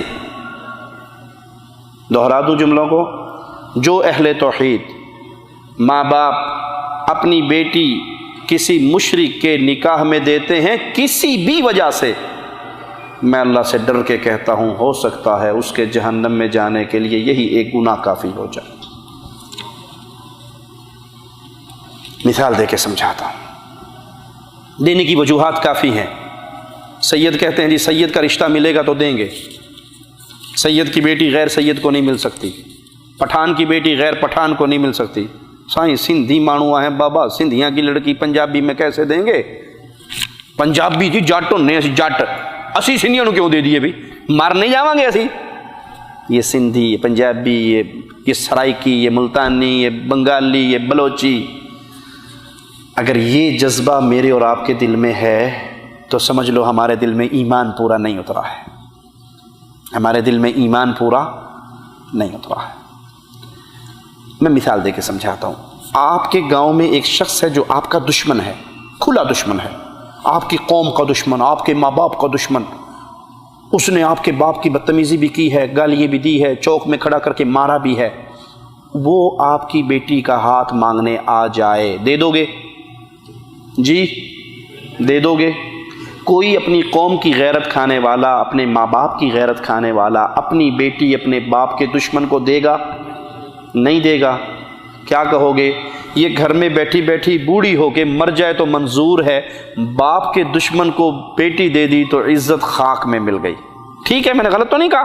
ایسے کرو گے؟ یہی رواج چل رہا ہے قوم کا۔ اپنے دل میں باپ کی غیرت رکھنے والوں، تمہارے دل میں رب کی غیرت نہیں ہے؟ کیسے ایک ایسے شخص کو اپنی بیٹی دیتے ہو جو یا علی مدد کا نعرہ لگاتا ہے، جو یا رسول اللہ مدد کا نعرہ لگاتا ہے، جو قبروں پہ طواف کرتا ہے، جو قبروں پہ سجدے کرتا ہے، جو قبروں پہ ذبح کرتا ہے، جو قبروں کے نام کی نظر و نیاز دیتا ہے، جو مردوں کو داتا و مشکل کشا سمجھتا ہے، جو مردوں کو حاجت روا سمجھتا ہے، اس کو اپنی بیٹی کا نکاح دیتے ہوئے تمہارے دل میں اللہ کے لیے کوئی غیرت نہیں جاگتی کہ یہ میرے رب کا دشمن ہے؟ مجھے بتائیے، جو اللہ کو چھوڑ کے مردوں کو سجدے کر رہا ہے وہ اللہ کا دشمن نہیں ہے؟ اللہ کا دشمن ہے، مانتے ہو؟ جب مانتے ہو تو باپ کے دشمن کو تو رشتہ دینے کے لیے دل نہیں مانتا، مولا کے دشمن کو رشتہ دیتے ہو؟ کیا جواب دو گے قیامت کے دن جب تمہاری مواحدہ بیٹی آگے بڑھ کے تمہارا گریبان پکڑے گی؟ اللہ میں اہل توحید میں سے تھی، میرے باپ نے صرف جٹ کی بنیاد پہ، ارائی کی بنیاد پہ، مغل کی بنیاد پہ، سید کی بنیاد پہ، قوم کی بنیاد پہ، وطنیت کی بنیاد پہ، لسانیت کی بنیاد پہ میرا رشتہ ایک مشرک کو دے دیا تھا۔ قیامت کے دن اللہ کو کیا جواب دو گے؟ اس بیٹی نے آپ کا گریبان پکڑا تو کیا کرو گے؟ نمبر ایک، یہ تو میری گفتگو تھی ماں باپ کے ساتھ کہ اللہ سے ڈر جائیں، اپنی آخرت نہ خراب کریں۔ دوسری پہ اپنی بیٹی دے دیں، تیسری پہ دے دیں، چوتھی پہ دے دیں۔ ارے کوئی رشتہ نہیں آتا، آپ کی مواحدہ بیٹی ایمان کی حفاظت کرتے کرتے گھر میں مر جائے، اس کو برداشت کر لیں، لیکن کسی مشرک کے ہاتھ میں اپنی بیٹی کا نکاح نہ دیں۔ دوسری گفتگو میری ان بہنوں سے، ان بیٹیوں سے ہے جن کے ماں باپ مجبور کر کے ان کو مشرک کے نکاح میں دیتے ہیں۔ شریعت محمدیہ نے ولی کی شرط لازم قرار دی ہے، ولی کی شرط کے بغیر نکاح نہیں ہوتا۔ جہاں اسلام میں ولی کی رضامندی لازم ہے وہاں پہ لڑکی کی رضامندی بھی لازم ہے۔ لڑکی کی رضامندی کے بغیر بھی نکاح درست۔ میری وہ بہن، میری وہ بیٹی کہ میں اس مشرک کے نکاح میں نہیں جاتی، مجھے مارنا ہے مار دیجئے، موت قبول ہے، لیکن میں اپنے وطن سے مشرک کی اولاد نہیں چنوں گی۔ اللہ کی قسم کھا کر آپ کو میں اپنا ایک واقعہ جس کا میں ذاتی عینی شاہد ہوں، ایک اہل توحید کی بیٹی جو اہل توحید کے دعوے داروں کے مدرسے سے فارغ بھی تھی، پڑھی لکھی عالمہ تھی، اس کو صرف خاندان کی بنیاد پہ باپ نے اپنے بھتیجے کو دے دی۔ بھتیجا شیعہ تھا، بھتیجا شیعہ تھا۔ یہ وہ واقعہ ہے جس کو میں نے اپنی آنکھوں سے دیکھا ہے۔ وہ مواحدہ لڑکی اس شیعہ کے گھر میں جا کے شیعہ ہو گئی، دل اس کا ابھی بھی توحید پہ ہے، لیکن مجبوراً اس کے شیعوں کے سارے کام کرنے پڑتے ہیں۔ محرم کے اندر سارا کام اپنے گھر میں تیار کرتی، سادات میں سے تھی، سید لڑکی تھی، اس کے گھر کے اندر سارا کچھ ہوتا ہے اور مجبوراً اسے کرنا پڑتا ہے، ساری محفلوں میں جانا پڑتا ہے۔ اب وہ باپ قیامت کے دن اپنی بخشش کے لیے کون سی نیکی پیش کرے گا کہ اس نے ایک مواحدہ لڑکی کو مشرک بنا دیا؟ اس لیے اللہ سے ڈریں، نہ لڑکیاں اس کو قبول کریں اور نہ ماں باپ یہ عمل کریں۔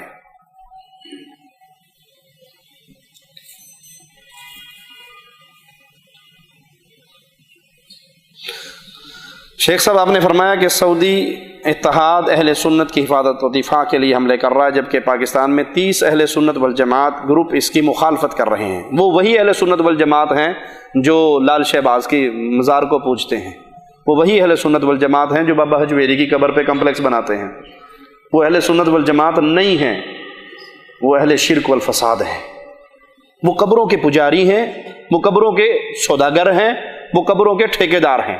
جس کے دل کے اندر توحید کا ایک ذرہ بھی ہو وہ حرمین شریفین کی حفاظت کی مخالفت نہیں کر سکتا۔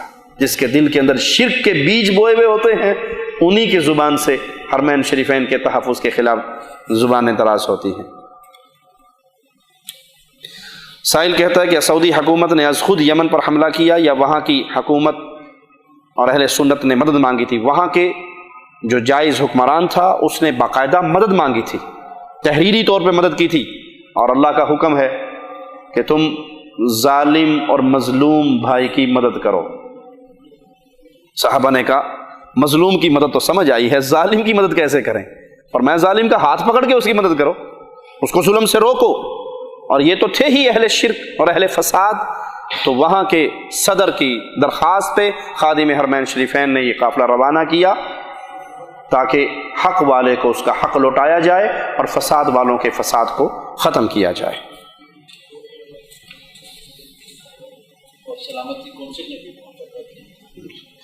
مہر کتنا ادا کرنا ہے آپ کی مرضی ہے بھائی، جتنے پہ سودا ہو جائے۔ تھوڑا تو جی کرے گا ریال چی کام دان جو ہے، نکاح کو آسان کریں، زنا کو مشکل کریں، اس کے لیے مہر معقول ہونا چاہیے۔ یہ بھی نہیں کہ آپ پہلی رات ہی انگوٹھا دیں کر مینو معاف، نہیں، لیکن ہاں اگر خزانہ دیا ہوا ہے مہر کا اور معاملہ ختم ہونے لگا ہے تو واپس نہیں لے سکتے، واپس نہیں چاہیے۔ لیکن جو یہ رواج کئی قوموں میں چلا ہوا ہے کہ وہ لاکھ ریال ہی مہر لینا ہے، وہ لاکھ ریال اکٹھا کرتے کرتے منڈا 40 سال کا ہو جاتا ہے بیچارہ، ٹھیک ہے، اور کہیں پہ اتنا بھی کہ 32 روپے چارہ نے، جس کے سرسوں کے تیل کی 1 کلو بوتل بھی نہیں آ سکتی۔ تو معقول مہر ہونا چاہیے جس سے شادی کے اخراجات وغیرہ جو لڑکی کے ذمے نہیں ہیں، یہ یاد رکھیے، شادی کے اخراجات لڑکی کے ذمے، اتنا مہر لینا چاہیے جس سے ماں باپ کم از کم اپنی بیٹی کی شادی پہ جو خرچ ہو رہا ہے وہ اس کے مہر میں سے خرچ کر کے۔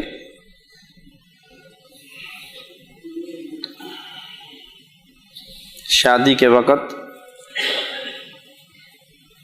دلہن دلہا نماز پڑھتے ہیں، کیا صحیح ہے؟ جی صحیح ہے، اپنی زندگی کا آغاز اللہ کی عبادت سے کریں اور دعائے خیر کریں۔ مہر فوراً دینا چاہیے یا کبھی بھی ادا کر سکتے ہیں؟ مہر 2 طرح کے ہوتے ہیں، ایک تو ہے کہ آپ نے نقد کوئی مہر طے کیا ہے، یا ایک آپ نے عند طلب طے کیا ہے، تو جس صورت میں ہے اس صورت کو پورا کرنا چاہیے۔ اگر آپ نے فوراً طے کیا ہے، ادا کرنا ہے، تو نکاح کے وقت ادا کر دیں، یہ سب سے بہتر ہے۔ اور اگر آپ نے قوموں کے رواج کو سامنے رکھتے ہوئے 3 تولے تو آپ نے نکاح کے ادا کرنا ہے، اور ایک پلاٹ عند طلب ہے کہ وہ ڈر کے لگاتے ہیں کہ کوئی طلاق دے گا تو چلو کو پلاٹ شلاٹ بچی کے نام آ جائے گا، تو اگر وہ عند طلب ہے تو عند طلب ہی دیں، اور جو فوراً ہے وہ اس کو فوراً ادا کرنا چاہیے۔ اگر مہر لڑکی سے پوچھ کر اس کے حساب سے دینا چاہیے تو کیسا ہے؟ ہاں، جس پر وہ طے ہو جائے، جس پہ ماں باپ راضی ہو جائیں، وہ ادا کرنا چاہیے۔ آدمی صبح تھوڑا لیٹ اٹھتے ہیں، ٹائم وہ ہوتا ہے جب سجدہ منع ہے، تو کیا اس وقت فجر کی نماز پڑھ سکتے ہیں؟ ایک تو یہ ہے کہ انسان کبھی کبھار ایسا ہو گیا کہ فجر کی نماز پہ آنکھ نہیں کھلی، تو وہ جب اٹھے گا وہی اس کی نماز کا وقت ہے، نماز ادا کر لیں۔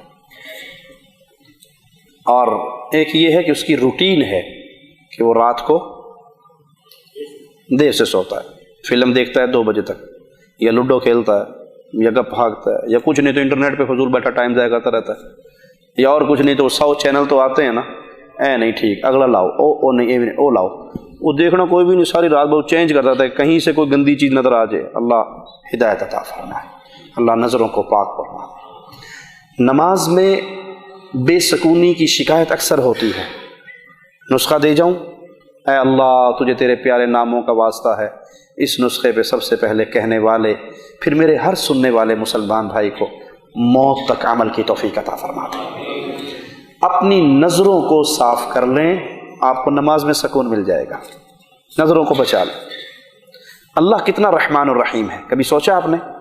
اگر ہماری نظروں پہ، ہماری آنکھوں پہ یہ 2 گیٹ نہ ہوتے تو ہمیں جو بھی نظر آتا ہم دیکھتے ہی رہتے نا، ہم دیکھتے ہی رہتے، نظر اٹھی ہوئی ہے، جو کچھ بھی چل رہا ہے آگے دیکھتے ہی رہتے۔ سبحان اللہ، اللہ رحمان الرحیم ہے۔ اللہ نے دروازے لگا دیے، غلطی نظر آئی شٹر ڈاؤن کر لو، گزر جا بھائی، میرا تیرا کوئی لینا دینا نہیں، میں نہیں تجھے دیکھتا، گزر گئی، ہاں ٹھیک، پھاٹک بند کر لو، جہاں غلط چیز آئی بند۔ آپ دیکھتے ہیں مٹی چلتی ہے، طوفان، اندھیری، تو کیا کرتے ہیں لوگ؟ ناک پہ بھی کپڑا رکھتے ہیں، آنکھیں بند کرتے ہیں، کیا یہ طوفان آ رہا ہے جی، آنکھیں بھی بند، ناک بھی بند، ہماری آنکھوں میں نہ جائے۔ یہ مٹی آنکھوں میں چلی بھی گئی تو کوئی حرج نہیں ہے، لیکن اگر آنکھوں میں بد نظری کی لذت چلی گئی تو نماز کا خشوع برباد ہو جائے گا، اس لیے اپنے پھاٹک کو فوراً بند کر لیا کریں۔ تو اگر تو کبھی کبھار ایسا ہو جائے تو اٹھ کے نماز پڑھ لیں۔ اگر مستقل روٹین ہے کہ آپ نے عشاء لیٹ پڑھنی ہے اور فجر ختم 8 بجے، کیونکہ 8:30 ڈیوٹی پہ جانا ہے تو 8 بجے کا الارم سیٹ کر کے سوتے ہیں، تو میں शेख इब्न बाज़ रहमतुल्लाह अलैह का फतवा सुना दूँ। आपसे एक साइल ने, नौजवान ने पूछा कि मैं 7:30 बजे उठता हूँ क्योंकि 8 बजे मुझे ड्यूटी पे जाना होता है, मेरे बारे में क्या हुक्म है? मैं 7:30 बजे ही नमाज पढ़ता हूँ, रात को लेट सोता हूँ तो नमाज में अलार्म लगा के सोता हूँ 7:30 का, 8 बजे ड्यूटी पे जाना, उठा नमाज पढ़ी। शेख ने पहला लफ्ज़ ये लिखा कि तू काफिर है, मुसलमान नहीं है। तफसील बाद में बयान की, लेकिन आगाज अपने फतवे का शेख ने काफिर के लफ्ज़ से किया कि तू काफिर है, मुसलमान नहीं। दलील क्या दी कि जो वक़्त अल्लाह ने मुकर्रर किया था तूने उसको तब्दील करके जो तेरे दिल ने चाहा नमाज का वो वक़्त मुकर्रर किया, तो तेरा इलाह अल्लाह नहीं है, तेरा इलाह तेरा नफ्स है। एक तो इंसान से कभी कभार गलती हो गई, महीने में 1 दफ़ा हो गया, 2 दफ़ा हो गया, तौबा करे, कोशिश करे, असबाब इख्तियार करे। एक आसान सा काम है, आप एक मोबाइल ले लें, 90 रियाल का चाइना का मोबाइल, उसमें एक सिम डालें जो मस्जिद के इमाम साहब को दे दें, मौज़िन को दे दें, अपने किसी नमाजी मुस्तकिल भाई को दे दें, और उसको ऑफ ना करें, साइलेंट ना लगाएं, और कहो भाई जब फजर पे उठो ना तो मुझे ज़रा फ़ोन कर देना, मैं भी उठ जाऊँगा। 1 बैल, 2 बैल, 3 बैल, 4 बैल उठ ही जाओगे। अलार्म लगा के सोएं, घड़ी लगा के सोएं, फिर भी शैतान गालिब आए तो उठते ही नमाज अदा करें। लेकिन ऐसा ना करें कि आपकी रूटीन बन जाए कि आप हमेशा रात को लेट ही नमाज पढ़ें, लेट सोएं और सुबह की नमाज आपकी फौत हो जाए। मैं अहले हदीस क्यों कहलाता हूं, मैं अहले हदीस क्यों हुआ हूं? अहले हदीस कहते किसको हैं, पहले ये फैसला कर लें, फिर सवाल आसान हो जाएगा। कुरान को अल्लाह ने हदीस कहा है, फबिअय्यि हदीसिन बअदहु युमिनून। कुरान भी हदीस है और अहादीस रसूलुल्लाह सल्लल्लाहु अलैहि वसल्लम भी हदीस है। तो कुरान और हदीस को मानने वाले को क्या कहते हैं? अहले हदीस। तो हर मुसलमान अहले हदीस है, हर मुसलमान। कोई है जो कुरान का इनकार करे, कोई है जो हदीस का इनकार करे? ये हमारा सिफाती नाम है, ये हमारा तारुफी नाम है। हमारा असल नाम क्या है? हुआ सम्माकुमुल मुस्लिमीन। असल नाम मुस्लिम, हम मुस्लिम हैं, हमारा नाम मुस्लिम है। लेकिन तारुफ जब हुआ तो हमारा तारुफी नाम क्या है? अहले हदीस, अहलुस सुन्ना वल जमा, अहलुल हदीस, मुतरादिफ चीज़ें हैं। क्यों? हम कुरान और हदीस को मानते हैं। इस नाम की ज़रूरत क्यों पड़ी पहचान के लिए? इस नाम की ज़रूरत क्यों पड़ी? नबी सल्लल्लाहु अलैहि वसल्लम के दौर के अंदर तारुफी नाम बहुत ज़्यादा थे सहाबा के। अहले बदर भी थे, या माशर शबाब भी कहा, अंसार भी थे, मुहाजिरीन भी थे, तारुफ था ना उनका, थे सारे के सारे मुस्लिम। जब तक दुनिया के मुसलमान उसी दीन पे रहे जो रसूलुल्लाह सल्लल्लाहु अलैहि वसल्लम देकर गए तो सारे के सारे मुस्लिम थे। फिर फितनों का दौर खुला, फितनों का दरवाज़ा खुला, शिया पैदा हुए, खवारिज पैदा हुए। उस वक़्त फिर सहाबा का आखिरी दौर था, ताबईन का इब्तदाई दौर था, वहाँ पे अहले सुन्नत वल जमात का नाम ताबईन के दौर में मुतारिफ हुआ। जो असल नाम नहीं, असल नाम मुस्लिम है, ये हमारा तारुफ है।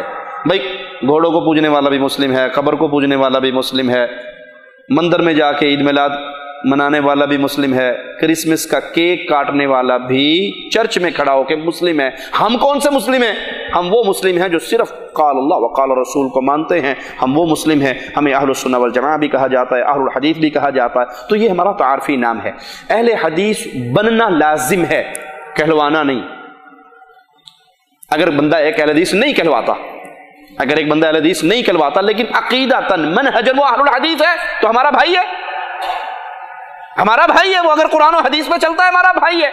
लेकिन आज के इस पुरफितन दौर में अपने आप को अहले हदीस कहलवाइए, अपना तारुफ करवाइए कि हम वो नहीं है जो कब्रों का तवाफ करके अहले सुन्नत कहलवाते हैं। हम अहलुल हदीस हैं। हमारे एक हाथ में मोहम्मद सल्लल्लाहु अलैहि वसल्लम ने कुरान दिया है, दूसरे हाथ में हदीस दी है। तरक्तु फीकुम, मेरे प्यारे हबीब का फरमान है। तो अहले हदीस बनना लाजिम है और इन गुमराह फिरकों के दरमियान अपना तारुफ करवाना लाजिम है। अल्लाह हमें अमल की तौफीक अता फरमाए।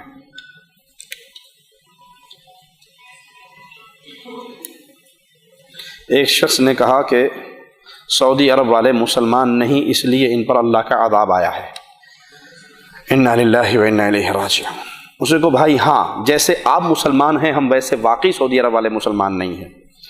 आप कब्रों पे सजदा करके भी मुसलमान हैं, आप कब्रों का तवाफ करके भी मुसलमान हैं, आप या अली मदद के नारे लगा के भी मुसलमान हैं, आप हाथ में इमाम ज़ामिन बांध के भी मुसलमान हैं, आप कोठे पे काली हंडिया रख के भी मुसलमान हैं, आप टूडी गाड़ी के आगे جوتی باندھ کے بھی مسلمان ہیں، آپ گلے میں تعویذ پہن کے بھی مسلمان ہیں، واقعی سوری ہم ایسے مسلمان نہیں ہیں جیسے مسلمان آپ ہیں۔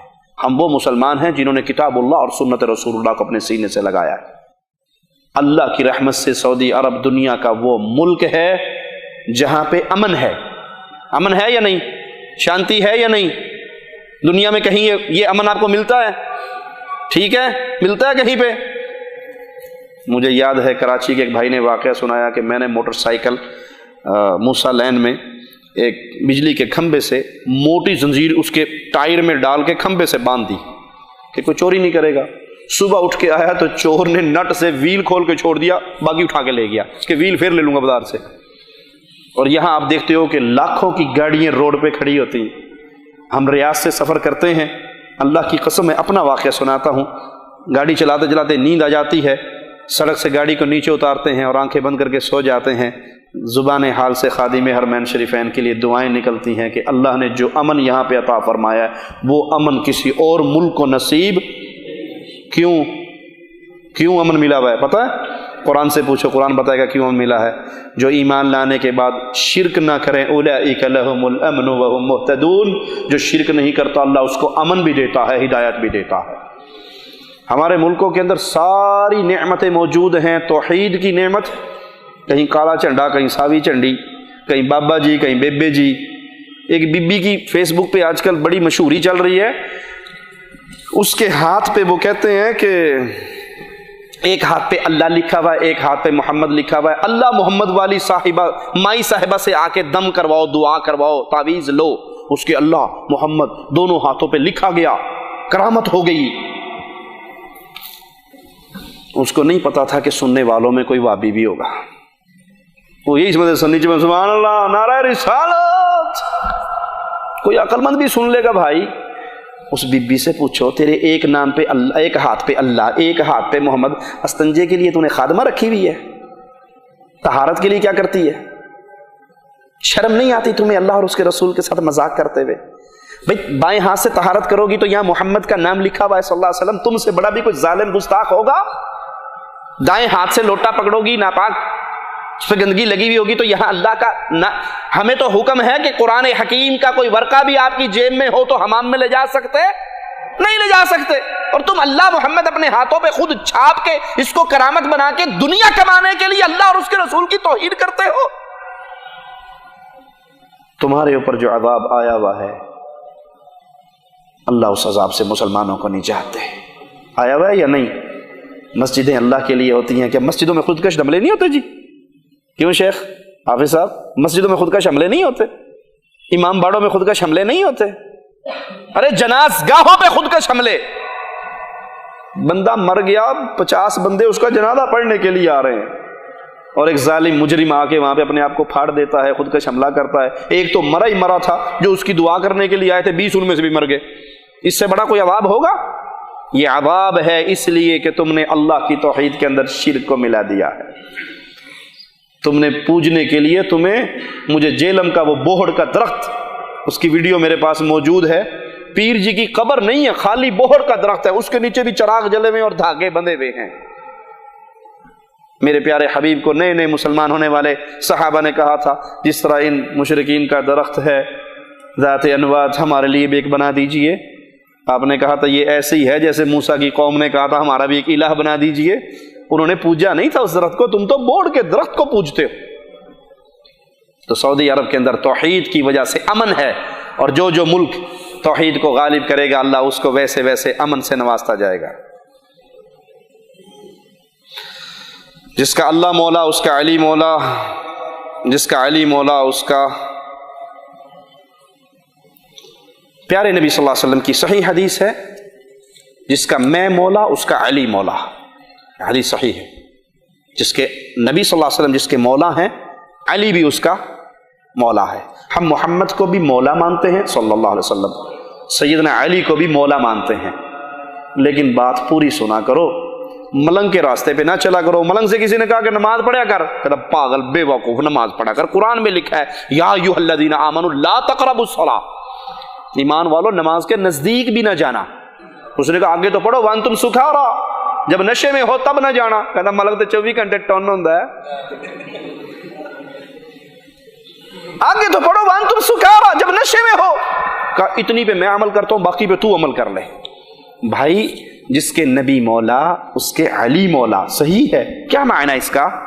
جو محمد سے محبت کرتا ہے وہ علی سے محبت کرے. مولا بمعنی دوست، مولا بمعنی محبوب. پیارے نبی نے فرمایا علی تجھ سے مومن محبت کرے گا، منافق بغض کرے گا. ہم علی سے محبت کرتے ہیں، حسن حسین سے محبت کرتے ہیں، پیارے حبیب سے محبت کرتے ہیں. اگر بمعنی مالک لیتے ہو اللہ مولانا، تو مالک اللہ ہی ہے. محمد کریم کا مالک بھی اللہ ہے، سیدنا علی کا مالک بھی اللہ ہے. بمعنی مالک میں اللہ تنہا و یکتا ہے، اور بمعنی مولا میں اللہ کے نبی نے اور صحابہ کو بھی یہ کہا تھا. تو اس سے مراد دوستی اور محبت ہے، نہ کہ مالک ہونا.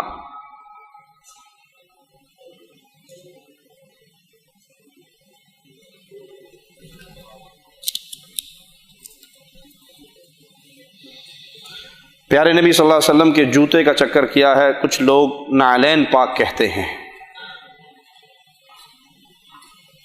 نعلین عربی میں ہے، نعلین عربی زبان میں، جوتا کون سی زبان میں؟ اردو میں. جو نعلین پاک کو جوتا کہنے پہ چراغ پا ہو جاتے ہیں اور غصے میں آ جاتے ہیں، کہتے باب بھی بڑے گستاخ، نعلین پاک کو جوتی کہہ دیا، ہمارے توہین کر دی، بہت بڑی گستاخی کر دی، واجب القتل ہو گیا، 295C کا پرچہ کروا دو اس پہ. ان سے پوچھو تمہارے مولوی صاحب کہتے ہیں نبی صلی اللہ علیہ وسلم کی زلف مبارک، کہتے ہیں یا نہیں کہتے؟ زلف مبارک سنی یا نہیں سنی؟ نبی کا پسینہ مبارک کہتے ہیں. اگر آپ کے بالوں کا اردو میں نام لیا جا سکتا ہے، پسینہ اردو میں کہا جا سکتا ہے، دست مبارک فارسی میں کہا جا سکتا ہے، تو نعلین کو جوتا کہتے ہوئے کیا تکلیف ہے؟ یا تو نبی صلی اللہ علیہ وسلم کی کوئی چیز بھی آپ غیر عربی میں نہ کہو، سب کو عربی میں ہی کہو. لیکن اگر آپ اس کو عربی میں ٹرانسلیٹ کو اردو میں کرنے کی اجازت دیتے ہو تو یہاں کیا تکلیف ہے؟ یہ ڈرامہ ہے جو مولویوں نے بنا لیا ہے. میں پچھلے 2 مہینے پہلے UK میں تھا تو میں نے وہاں دیکھا جس طرح عیسائیوں نے کرسمس پہ وہ سبز رنگ کا ایک کرسمس ٹری بناتے ہیں اور اس پہ لائٹنگ لگاتے ہیں، بالکل اس کے مقابلے مسلمانوں نے نعلین مبارک لگایا اور پوری لائٹیں. اور ظلم کی انتہا شیطان نے ان سے کیا کروائی، نعلین بنا کے، چلو میں جوتا نہیں کہتا، نعلین کہتا ہوں آپ کی بات میں، نعلین بنا کے ادھر اللہ اور ادھر محمد. نعوذ باللہ ثم نعوذ باللہ. اللہ کا واسطہ دے کے سوال کرتا ہوں، آپ کی جوتی پہ آپ کے ابو کا نام لکھوں اچھا لگے گا آپ کو؟ آپ کی جوتی پہ آپ کی ماں کا نام لکھوں اچھا لگے گا؟ ایک لمحے کے لیے مان لیا کہ یہ سکیچ واقعی رسول اللہ صلی اللہ علیہ وسلم کی نعلین کا ہے. ارے نبی کی نعلین پہ اللہ اور اس کے رسول کا نام لکھتے ہوئے تمہیں شرم نہیں آئی؟ کچھ نے اور ترقی کی. ملتان کے ایک پیر صاحب ہیں چادر والی سرکار، اس نے نعلین مبارک کے طرز پہ کیک بنایا اور کیک بنا کے کاٹ کے کھا گئے. ہم نعلین کو جوتا کہہ دیں تو گستاخ، تم جوتے کھا جاؤ تو مسلمان. انا للہ و انا الیہ راجعون. کیا الٹا دماغ چلتا ہے لوگوں کا. یہ سب ڈرامہ بازی ہے. مجھے بتائیں جب اصل نعلین موجود تھے، اصل نبی صلی اللہ علیہ وسلم کی زندگی میں اصل تھے نا، کیا ابو بکر نے لے کے اپنے دروازے پہ لٹکائے؟ اصل تم تو 2 نمبری کر رہے ہو، دھوکہ دے رہے ہو. کیا صحابہ نے اصل لے کے کہ اللہ کے نبی صلی اللہ علیہ وسلم یہ آپ نئے نعلین لے لیں، یہ پرانے مجھے دے دیں، میں اپنے ماتھے کا تاج بناؤں گا؟ آج کل تو وہ اس نعلین کا وہ بیج بن گیا ہے، وہ حضرت قادری صاحب اپنی پگڑی میں لگاتے ہیں. میں کہا اللہ رحم کرے، آج لائے کل پتہ نہیں کیڑی شاید لائے گا. آگے سے آگے، آگے سے آگے شیطان ان کو گمراہ کرتا ہے. جب اصل نعلین تھے اس وقت یہ ہوا؟ اس وقت کسی نے لگایا؟ نہیں لگایا. تو یہ ڈرامہ ہے کہ میڈ ان انڈیا، یہ میڈ ان پاکستان مسئلے ہیں جو شیطان نے ان سے بنوا دیے ہیں. کیا نبی صلی اللہ علیہ وسلم کے صحابہ نے آپ کا نعلین لے کے اپنے سر پہ، اپنی پگڑی میں، اپنے جھنڈے پہ، اپنے گھر پہ، اپنی چھت پہ، اپنی کتاب پہ کوئی کہیں کر کے دکھایا؟ تو ایک صورت ہمیں بھی دکھا دو. انا للہ. ڈرامہ اس سے آگے بڑھا. کراچی میں 2 بلیے ہیں، وہ ویڈیو کلپ میرے پاس میرے موبائل میں موجود ہے، جو دیکھنا چاہے یہ CD بنانے والے بھائی سے کہوں گا کہ مجھ سے لے کے وہ کلپ ڈال دے. وہ 2 بلیے ہیں، ان بلیوں کے سر کے اوپر بھی نعلین اللہ کی طرف سے بن گئی. اور ماشاءاللہ وہ الیاس قاضی سے کہہ رہے ہیں اب میں اس بلی کو کیا کہوں، محترمہ بلی صاحبہ ہی کہہ سکتا ہوں.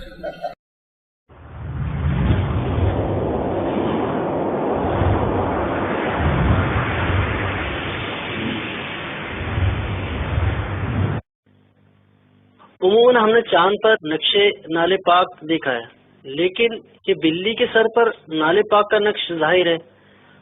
آپ سے سوال یہ ہے، کیا اس نالے پاک کے نقش کی وجہ سے اس بلی کی تعظیم کرنا چاہیے؟ اور کیا نالے پاک کے نقش کی وجہ سے بلی کو اگر ہم کچھ کھلائیں تو کیا اس کا بھی ثواب ملے گا؟ جواب عنایت فرمائیں، جزاک اللہ خیرہ۔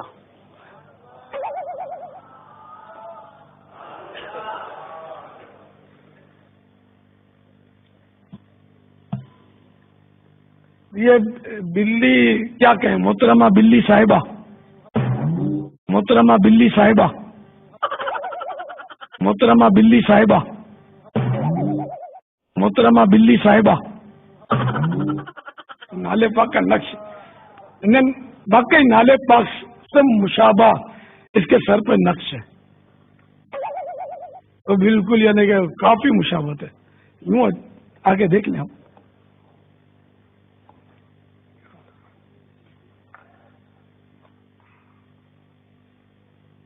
کافی مشابہت ہے بہت۔ پاپا یہ دو بچے الگ الگ ہیں، دو بلی ہیں، یہ دو بچے اور دونوں کے سروں پر یہ نشان ہے، کورنگی میں ہے ہمارے۔ اچھا جی پاپا، کورنگی شریف ہم پرانا کی چلا بلی ہے یہ۔ مرحبا۔ ایک تو یہ جس کی آنکھیں نیچے ہیں، اچھا یوں کفل مدینہ آنکھوں جی کا، ہاں۔ واہ، صلو علی الحبیب صلی اللہ تعالی علی محمد۔ اچھا اب یہ بلی محترمہ بلی صاحبہ جو ہیں، تو اب ان کے پیشانی پر نالے پاک کے مشابہ نقش بنا ہوا ہے، ٹھیک ہے نا؟ تو اب یہ سمجھ کر کے یہ نالے پاک سے مشابہ ہے، اگر کوئی احترام کرتا ہے یا اس کو چومتا ہے تو انشاءاللہ ثواب کا حقدار بنے گا، جبکہ نیت وہی کہ تعظیم مصطفیٰ کی نیت سے کہ سرکار صلی اللہ تعالی علیہ وآلہ وسلم کے نالے پاک کی طرح کا اس کے سر پہ نقش بنا ہوا ہے، اور اب اس نسبت سے اس کی خدمت کرے گا، کھلائے گا پلائے گا، تو ویسے بھی بلی کو کھلانا پلانا ثواب کا کام ہے، اللہ کی رضا کے لیے پلائے، اور ساتھ میں ایک نیت یہ بڑھا لیتا ہے کہ چونکہ اس کے کی پیشانی پر نالے پاک کے نقش کی طرح کا وہ نقش ملتا جلتا بنا ہوا ہے، تو وہ مزید اس سے محبت کرے، کہ یہ عاشقان رسول کی ایک مجبوری ہے، سمجھ لیں کہ جب اس کو عاشقان رسول کو محبوب کی کہیں نشانی ملتی ہے تو بس اس پر یہ فدا ہوتے ہیں، واری واری ہوتے ہیں۔ انا للہ و انا الیہ راجعون۔ میں کہا اور مزار تو بنے تھے بندوں کے، اے مریاں تے انہاں دا بڑا بڑا مزار بنے گا، کیونکہ ان کے سر پہ قدرتی طور پہ معجزہ ہوا اور نالین مبارک بلیوں کے ماتھے پہ آ گیا۔ قوم کو کہاں لے کر جاؤ گے؟ تو اللہ سے کیوں نہیں ڈرتے ہو؟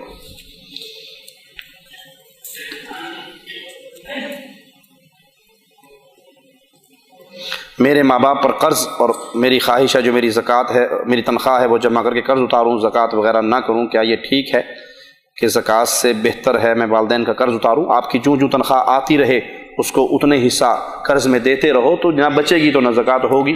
اگر اکٹھا کر کے رکھو گے اور اس پہ سال پورا ہوگا اور وہ نصاب کو پہنچے گی تو زکوٰۃ دینی پڑے گی۔ کیا ماں باپ کے لیے حج یا عمرہ بدل کر سکتے ہیں؟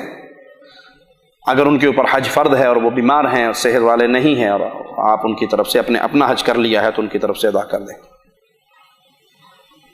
کسی شخص کو نماز پڑھنے کی دعوت دی جائے تو وہ کہتا ہے کہ حقوق العباد پورے کرو، حقوق اللہ تو معاف ہو جائیں گے۔ انا للہ و انا الیہ راجعون۔ یہ شیطان نے دھوکہ دیا ہوا ہے۔ حقوق اللہ ایسے حقوق جس سے انسان کافر بن جائے ادا نہ کرتے ہوئے قطعاً معاف نہیں ہوں گے۔ حقوق العباد بہت ضروری ہیں، لیکن کچھ ایسے حقوق ہیں اسلام کے جس کے چھوڑنے سے بندہ کافر ہو جاتا ہے، اور ان میں سے ایک نماز بھی ہے۔ نماز کا مستقل تارک کافر ہے، اس کا شمار قیامت کے دن فرعون و حامان کے ساتھ ہوگا۔ خود لذتی کے بارے میں کسی نے پوچھا ہے، یہ بہت بڑا گناہ ہے، اس سے توبہ کیجیے۔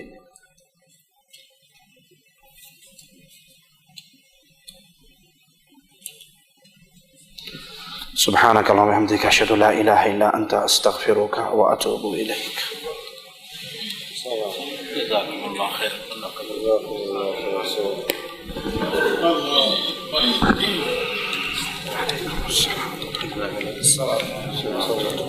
السلام علیکم ورحمۃ اللہ وبرکاتہ. الحمدللہ وحدہ والصلاۃ والسلام علی من لا نبی بعدہ. اما بعد. یہ تھے جناب فضیلت الشیخ سید توصیف الرحمن راشدی حفظہ اللہ. اللہ مدلل بیان پر جزائے خیر دے. اللہ سب کی حاضری قبول منظور فرمائے. سامعین محترم، کل جمعرات کو scan bin Laden Jama Masjid محمد بن لادن میں جناب فضیلت الشیخ عبید الرحمن اعظم صاحب، یہ مولانا محمد اعظم سمجھ نہیں لگی تنخواہ جو آتی رہے ویسے ویسے قرض کی قسط بنا کے ادا کرتے رہو. ہاں جی، نہ بچے گا نہ زکات ہوگی. نماز کے بعد کا پروگرام اناؤنس کر دینا ہم لوگ جمعرات کا، اگلی جمعرات کا کر دیں. جناب عبید الرحمن اعظم صاحب کا سال پر بیان ہوگا، اور اگلے جمعرات کو ہفتے کے بعد اسکان بن لادن محمد جامع مسجد بن لادن میں جناب فضیلت الشیخ طیب الرحمن زیدی صاحب کا ہوگا.